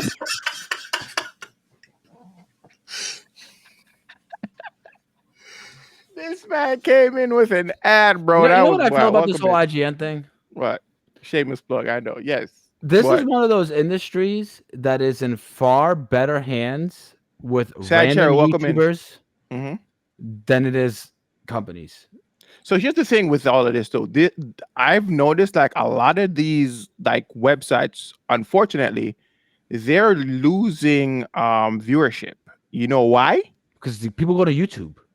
Exactly. Well, So why would and I? it's Why do I? the news is more rapid with YouTube and TikTok. People are And, making shorts and like not only immediately. that, you go to IGN, you get one perspective about a game. You go to the game, it has a score, it has a synopsis. Great. Fuck that. I don't care. If I want to actually learn about a game, I type in the name of the game on YouTube. Not only that, people are becoming more visual than actual readers. Yeah, That's the other thing as that's well. another thing, So for sure. people are less likely to go to IGN to read an article. They're going to go to YouTube instead because they can even put it on and Who drive reads while. anymore? Jesus Christ, that's the problem. That's the problem. Think of the kids, Heartless. Think of the kids. No, I'm sorry. I'm just in my mind thinking to myself like people actually go to IGN to look at an article. Like Bro, that is a think about it. thing we do. People barely even read books anymore. You know what they go to? Audio books. Audible. I still read books. I have no That's problem read with the reading. It's like it's just the way you get the information. It's like, Yeah, Yeah. no. No. do I want to read an information- article that I have to search for on a website, or I can go to YouTube. Twitter? Certain that- information it- you'd rather be presented in a specific way. Do you know what I'm saying? Yeah, When I go and to that's the thing. They're competing with a lot more. They have a lot more competition now. You have people on X that are basically independent reporters. You have people on TikTok, which is rapid reporting because the minute something drops, they have a video ready to go. YouTube is the same thing, and all of these you can really outside of Twitter is the only one you can listen to all of these without fully engaging with the content. You can be driving and something be playing, and you're listening to what's going on as opposed to reading. Right? So it takes away from all of that. So they have competition. I didn't even know that they're buying friggin' game industry biz too, bro. Those are the guys that I go to for industry news, not gaming news, like the gaming industry news of it all. Those are the people that I go to, and they're buying them as well. This is huge, bro. They're also buying Dice Breakers, which is crazy. The Necros also hold shares in sites like I didn't even know that. So they also have shares in Nintendo Life and Digital Foundry. That is freaking wild. No, the fact that they have anything in Digital Foundry is insane. That is Nintendo wild for me, bro. So you're telling me that they pretty much monopolized the games journalist division, bro. The only thing they don't have is Kotaku. Kotaku's already dying, so it's like Kotaku's on its way out. Let's keep it a buck. They're not a news site anymore. They're a game guide site. Yeah, but they want to be, but people are rebelling against it within the company. Oh, it's terrible. Let's not even get into it. I don't even want to talk about it. It's terrible. Yes, but yeah, bro, it's insane. This just feels. I don't like the feeling of this, as I feel like now we can't really fully. We have to be a lot more vigilant now when it comes to gaming news. Yeah. And unfortunately, that means that we're also going to have to start following the tweets of the actual industry individuals, people that own these companies, people that develop for these companies, to really get the full idea of what's going on in the industry. Because let's keep it real. IGN is not known for their unbiased opinions. No, they're not. They're definitely not. So I'm concerned about this big time. Big time. But yeah, the chat is actually going off. So this man says I'm dyslexic. I can't read it well anyways. And look how he spelled it, dyslexic. It's funny as fuck. Y'all see that in the chat? Yeah, I saw it. I had to laugh at it. Disney of gaming info. Exactly. They're pretty much Disney of gaming information at this point. But again, I can't trust them. You guys watched the Black Ops 6 trailer? I saw it. Wasn't really interested in it. Huh? He's trolling. Yeah, I'm definitely not gonna see that shit. Last he got his legitimate excuse. Nah, I don't got no time for that. Black Ops, I don't know, bro. I used to be excited for Call of Duty. I'm not anymore. So I've kind of left that behind. I've left that behind. I don't like games that they release yearly. I don't. They come off as cash grabs. They are cash grabs. And I don't like I'd rather you just keep developing the game you have. Modern Warfare 3 was a DLC. for $70. Modern Warfare 3 was a glorified DLC. Like, It was a Warzone DLC. bro, Well, bro. Elden Ring's DLC is $50. But no, So, but hold up. No, well, Modern Warfare 3 was $60. So, well, $70. So, but was it? But like you, okay, you say it's a DLC, but was it like a no, full game? I'm being an asshole, but it was actually considered a full game, but it's just a glorified DLC. I see. I Bro, see. so much so that you had to boot up Modern Warfare 2 to play Modern Warfare 3. Make it make sense. No, I can't. Make it make sense. I can't. I can't. I It can't. was I can't defend that. Exactly.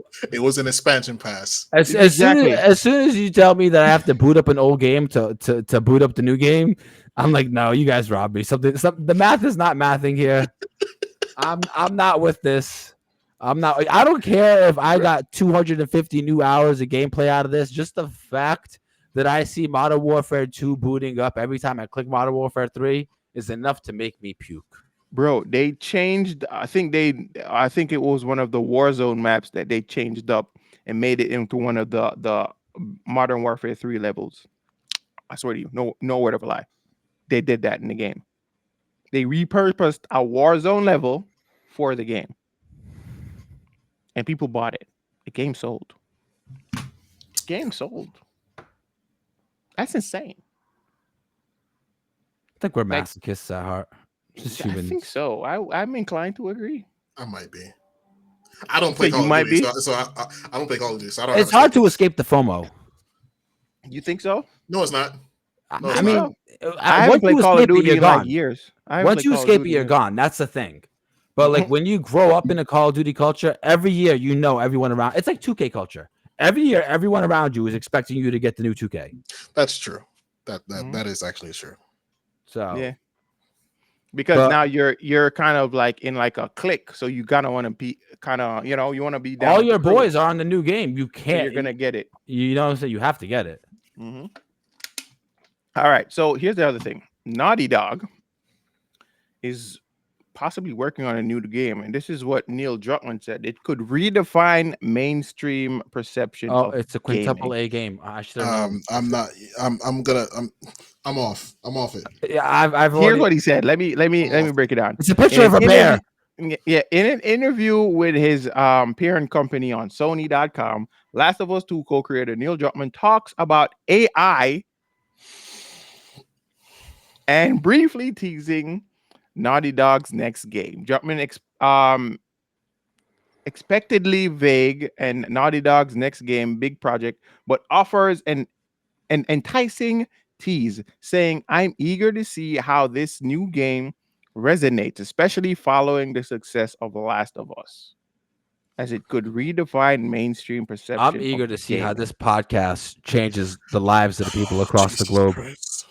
Like, my guy, So, you're making a he's damn basically- game, bro. Yeah, At he this hasn't point, said it's about anything about selling the game. dreams. It's all about selling dreams at this point. That's literally it. That's exactly what I was about to say. Would you This think it's going to be a new IP or is it going to be a legacy IP?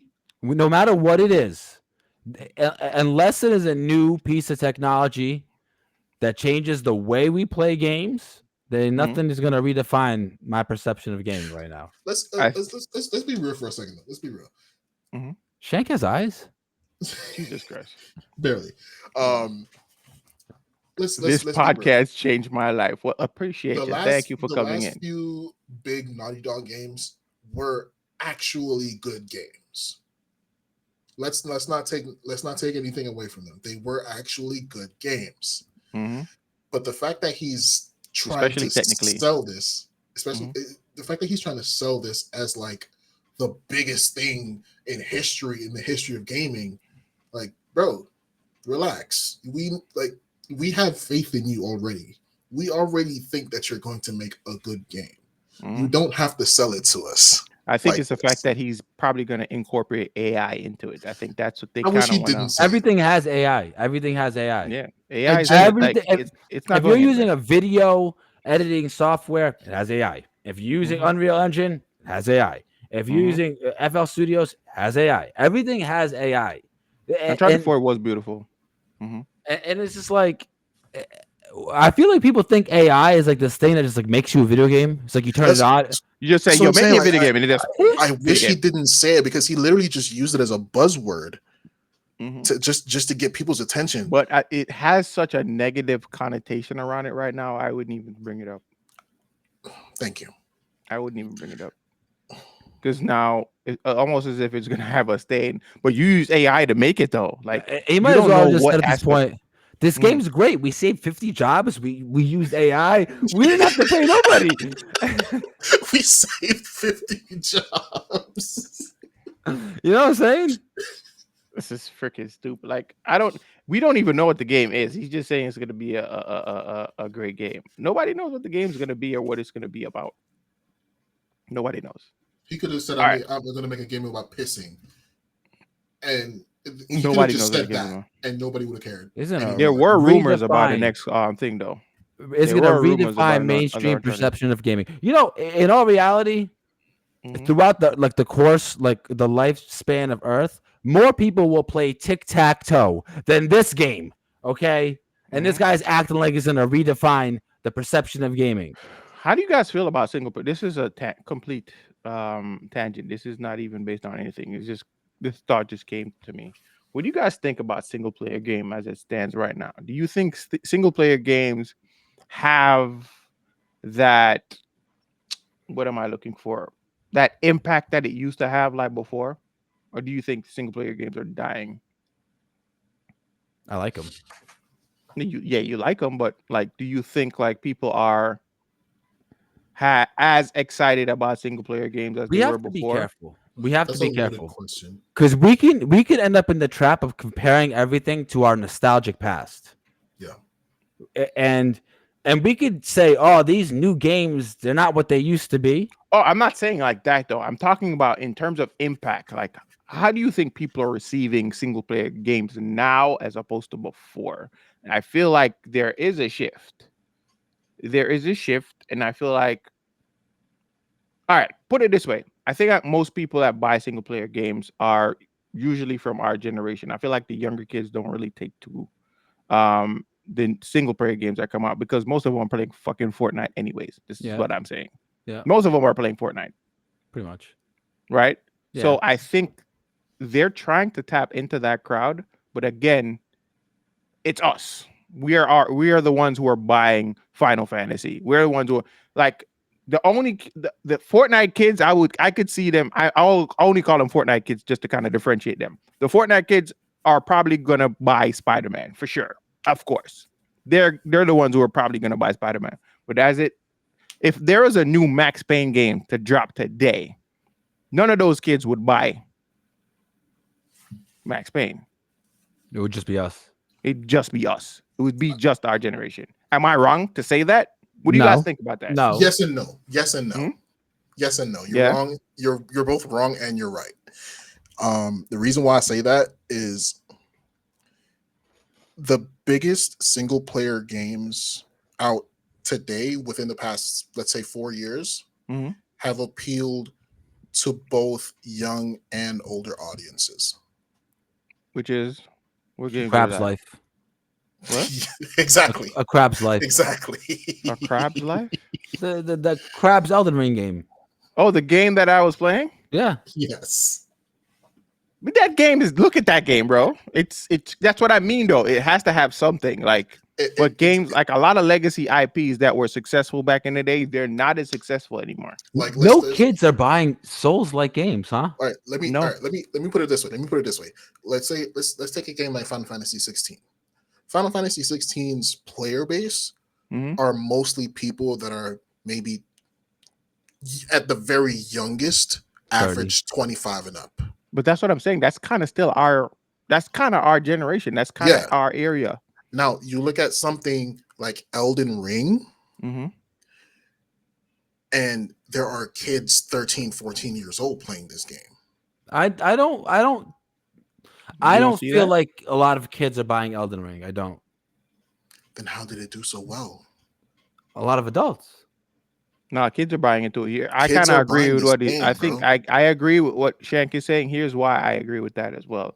The whole hype surrounding a game, the fact that it's one of the hardest games ever. That's also one of the reasons why people want to play it, because people want to best the game.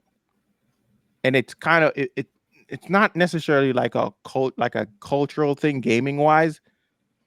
I guess you could say it is. Like that's the hype surrounding the game, and that's why a lot of people went to play the game. Human nature is humans are competitive by nature. And when they find something that they can do, they're most likely gonna try and do it. And now think about the fact that Kai Cenat. Now Kai Cenat is one of the streamers that again, Fortnite kids love. Again, I'm not saying this to be derogatory, guys. I'm just saying that to like differentiate the generations of gamers. Okay, those guys, I'm pretty sure they watch Kai Cenat. A lot of them do. So now Kai Cenat just had one of the biggest streams ever, playing Elden Ring for 63 hours, right? And you know how many people went back to Elden Ring just because of that? Rappers started texting him pictures of them playing Elden Ring. Don't forget the DLC's around the corner, and a lot of people are getting back in Elden Ring because of that. A lot of people are buying Elden Ring for the first time because of the DLC. It's a mixture of both though, because he's talking about playing the DLC. He's basically promoting the DLC now too. Now that's his next playthrough. I'm so glad you brought up Kai. I'm so glad you brought up Kai Cenat. Right now, I want you to think about all these other creators who are connecting with the same audience of this, not necessarily the same audience, but audience of a similar age group, also playing these games that we are considering to be more mature games because they have or they show violence a little bit differently. They show fantasy, they have lore, they have all these things that we as I don't want to say we're old, but we of the older generation genuinely appreciate, right? We're now seeing creators younger than us connecting with their audience through these same things, and now these younger audiences are trying to come and find that passion, that same passion. That's what's happening. If a game cannot capture both the young and the older audience, it's not going to do as well as it should. I agree. That's why Final Fantasy didn't do as well, because it didn't connect with the younger audience. I can see that. So now the game has to connect with the old, the young. It has to be on PC, Xbox, PlayStation, Nintendo, just to even have a chance at surviving in this. This is exactly what we were talking about. Console exclusivity is dead. It's dying. Because that's exactly why they're about to do an aggressive push into multi-platforming, bro. That's what Square Enix is doing at. Can I be real with you though? Yeah. That checklist that Hardlist just did, it's not even a hard checklist to complete.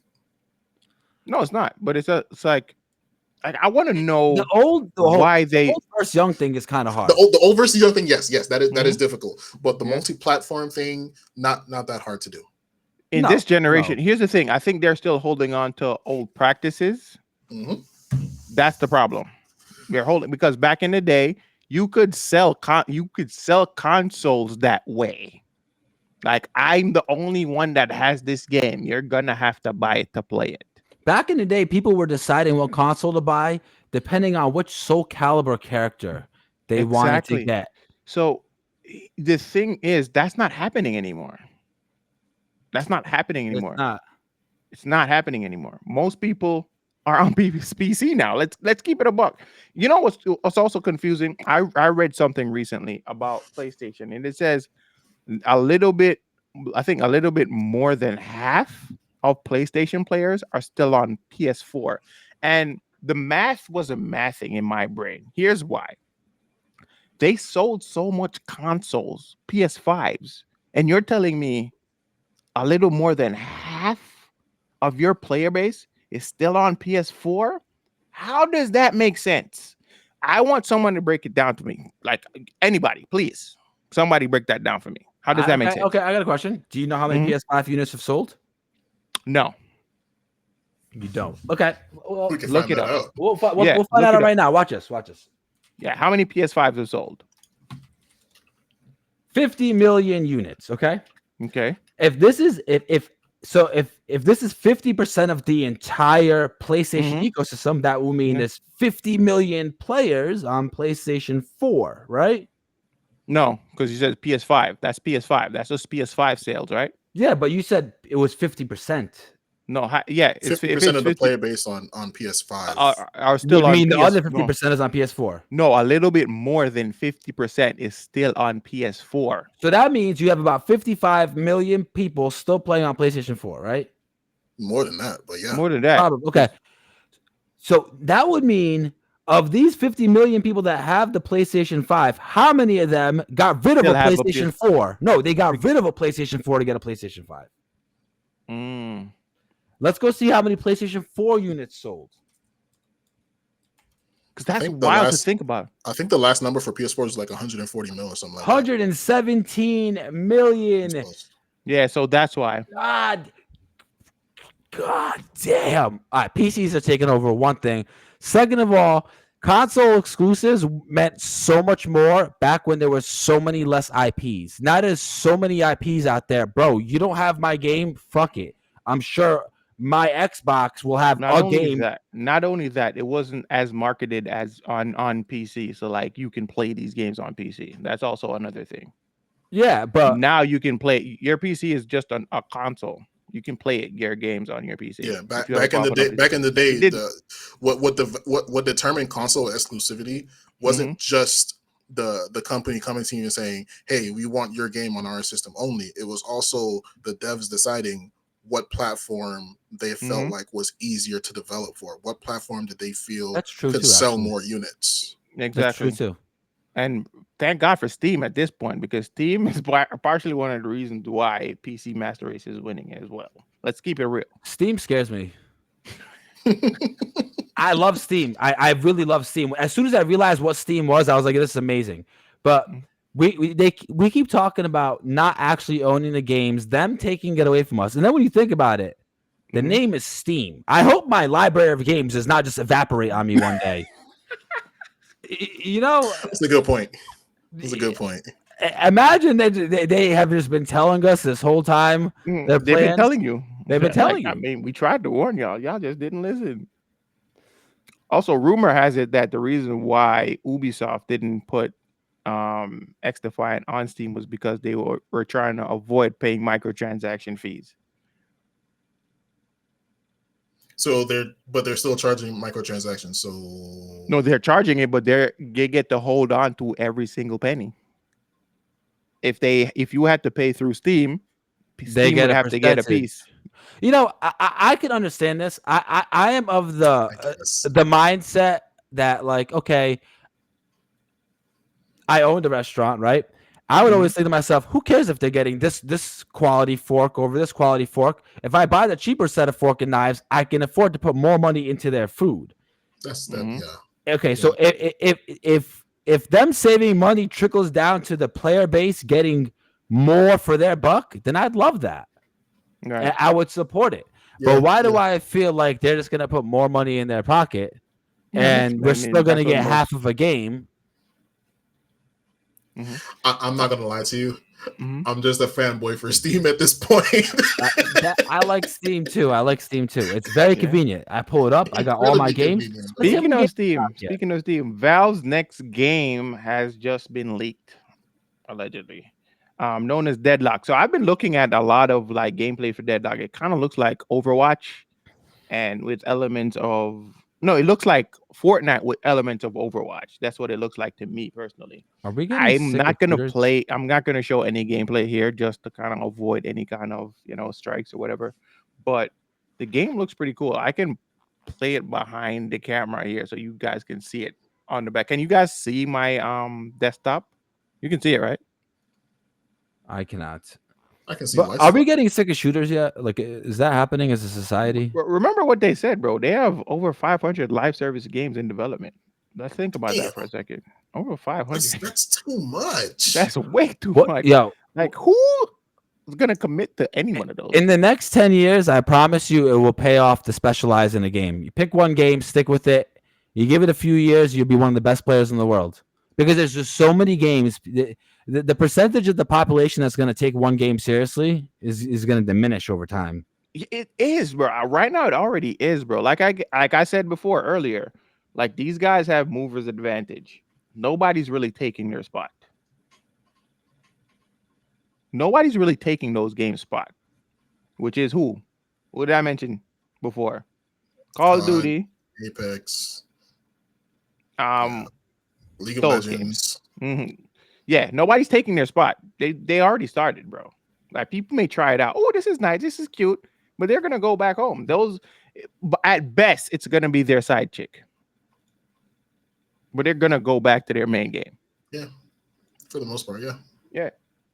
But yeah, what did Germ say? Bring back more third-person games. Too many shooters, bro. Listen, even third-person games. I feel like Fortnite. Like I said, I need to do some more research. But like I said, I feel like there's a correlation between Fortnite and the industry as it stands right now. Fortnite is the reason why so many microtransactions are in the games industry. That's partially one of the reasons. I'm willing to die on that hill. I'm not taking that back. Hey guys, I do apologize, but something just came up. I do have to take my leave a little early. Hey, do you think, Brody? We're about to wrap the show anyways. We're about to wrap the show anyways.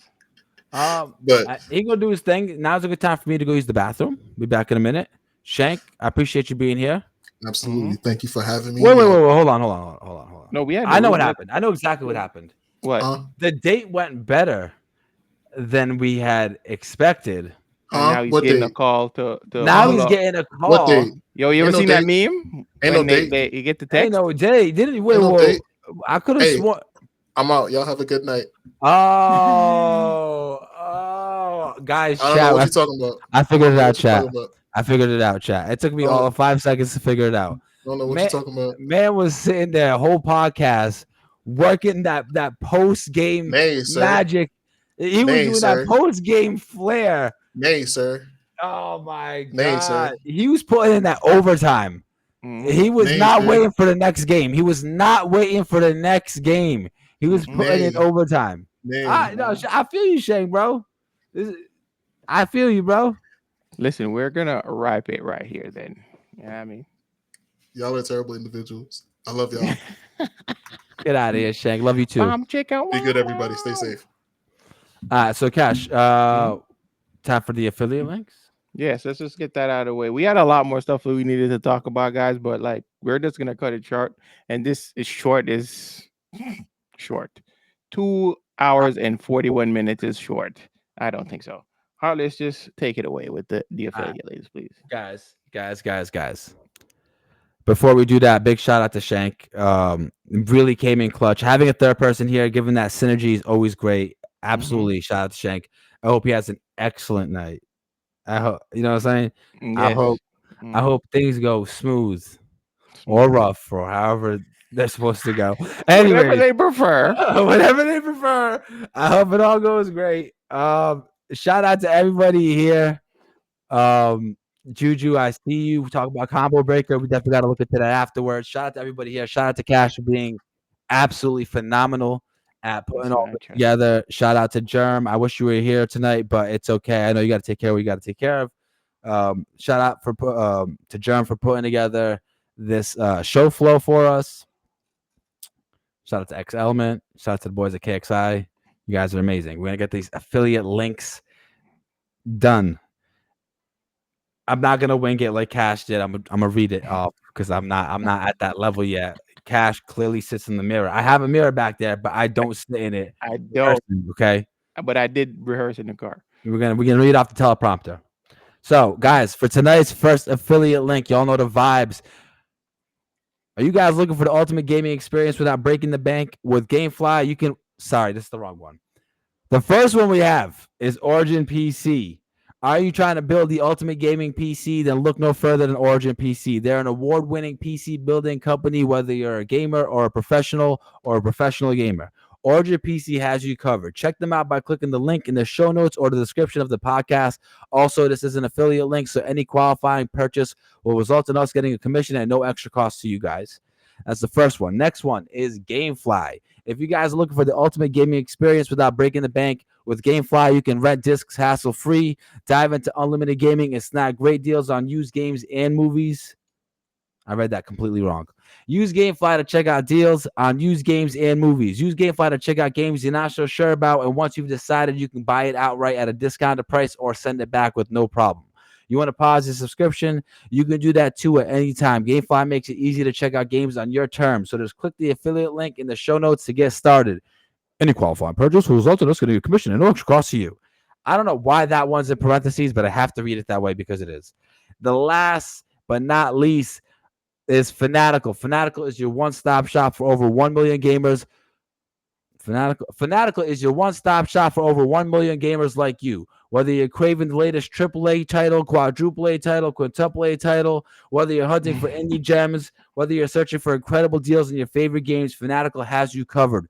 With a massive selection, unbeatable prices, you're sure to get your gaming fix. With unbeatable prices, you're sure to get your gaming fix. So just click on the link in the show notes of this podcast. Cash and I are just messing all of this up. Yep. I got cocky. That's what happened. I got cocky and I got whiff punished for a 15-hit combo and 6,000 damage. Yo, this man had me snorting the freaking mic, bro. That's what happened though. Yo, thank you guys for coming through, bro. Appreciate y'all as always. What y'all want to rate out to? Let's go look at Twitch. Damn. I rated OBZ last night. I don't want to rate him 2 nights in a row. Rate Polo Dave. Polo? Yo, Polo Dave's live? Cubes is online. Cubes is on Paladins. We have not supported Cubes the way we should. That's true. Did I raid I didn't raid Polo Dave either. So yeah, one of them. He's on Street Fighter. You know, I love my Street Fighter. Let's give Cube some love. I haven't given Cube some love in a long time. I feel you on that. Yeah. All right, guys, let's raid over the Cubes. Still Cubes. Cash and Heartless sent to the boys over at Gamer Actual. Much love to y'all. Appreciate y'all as always. It's your boy Cash. We're out. Boy Outless. We out. Have a good night. Love y'all. Peace out. Do do doom do do doom do do doom.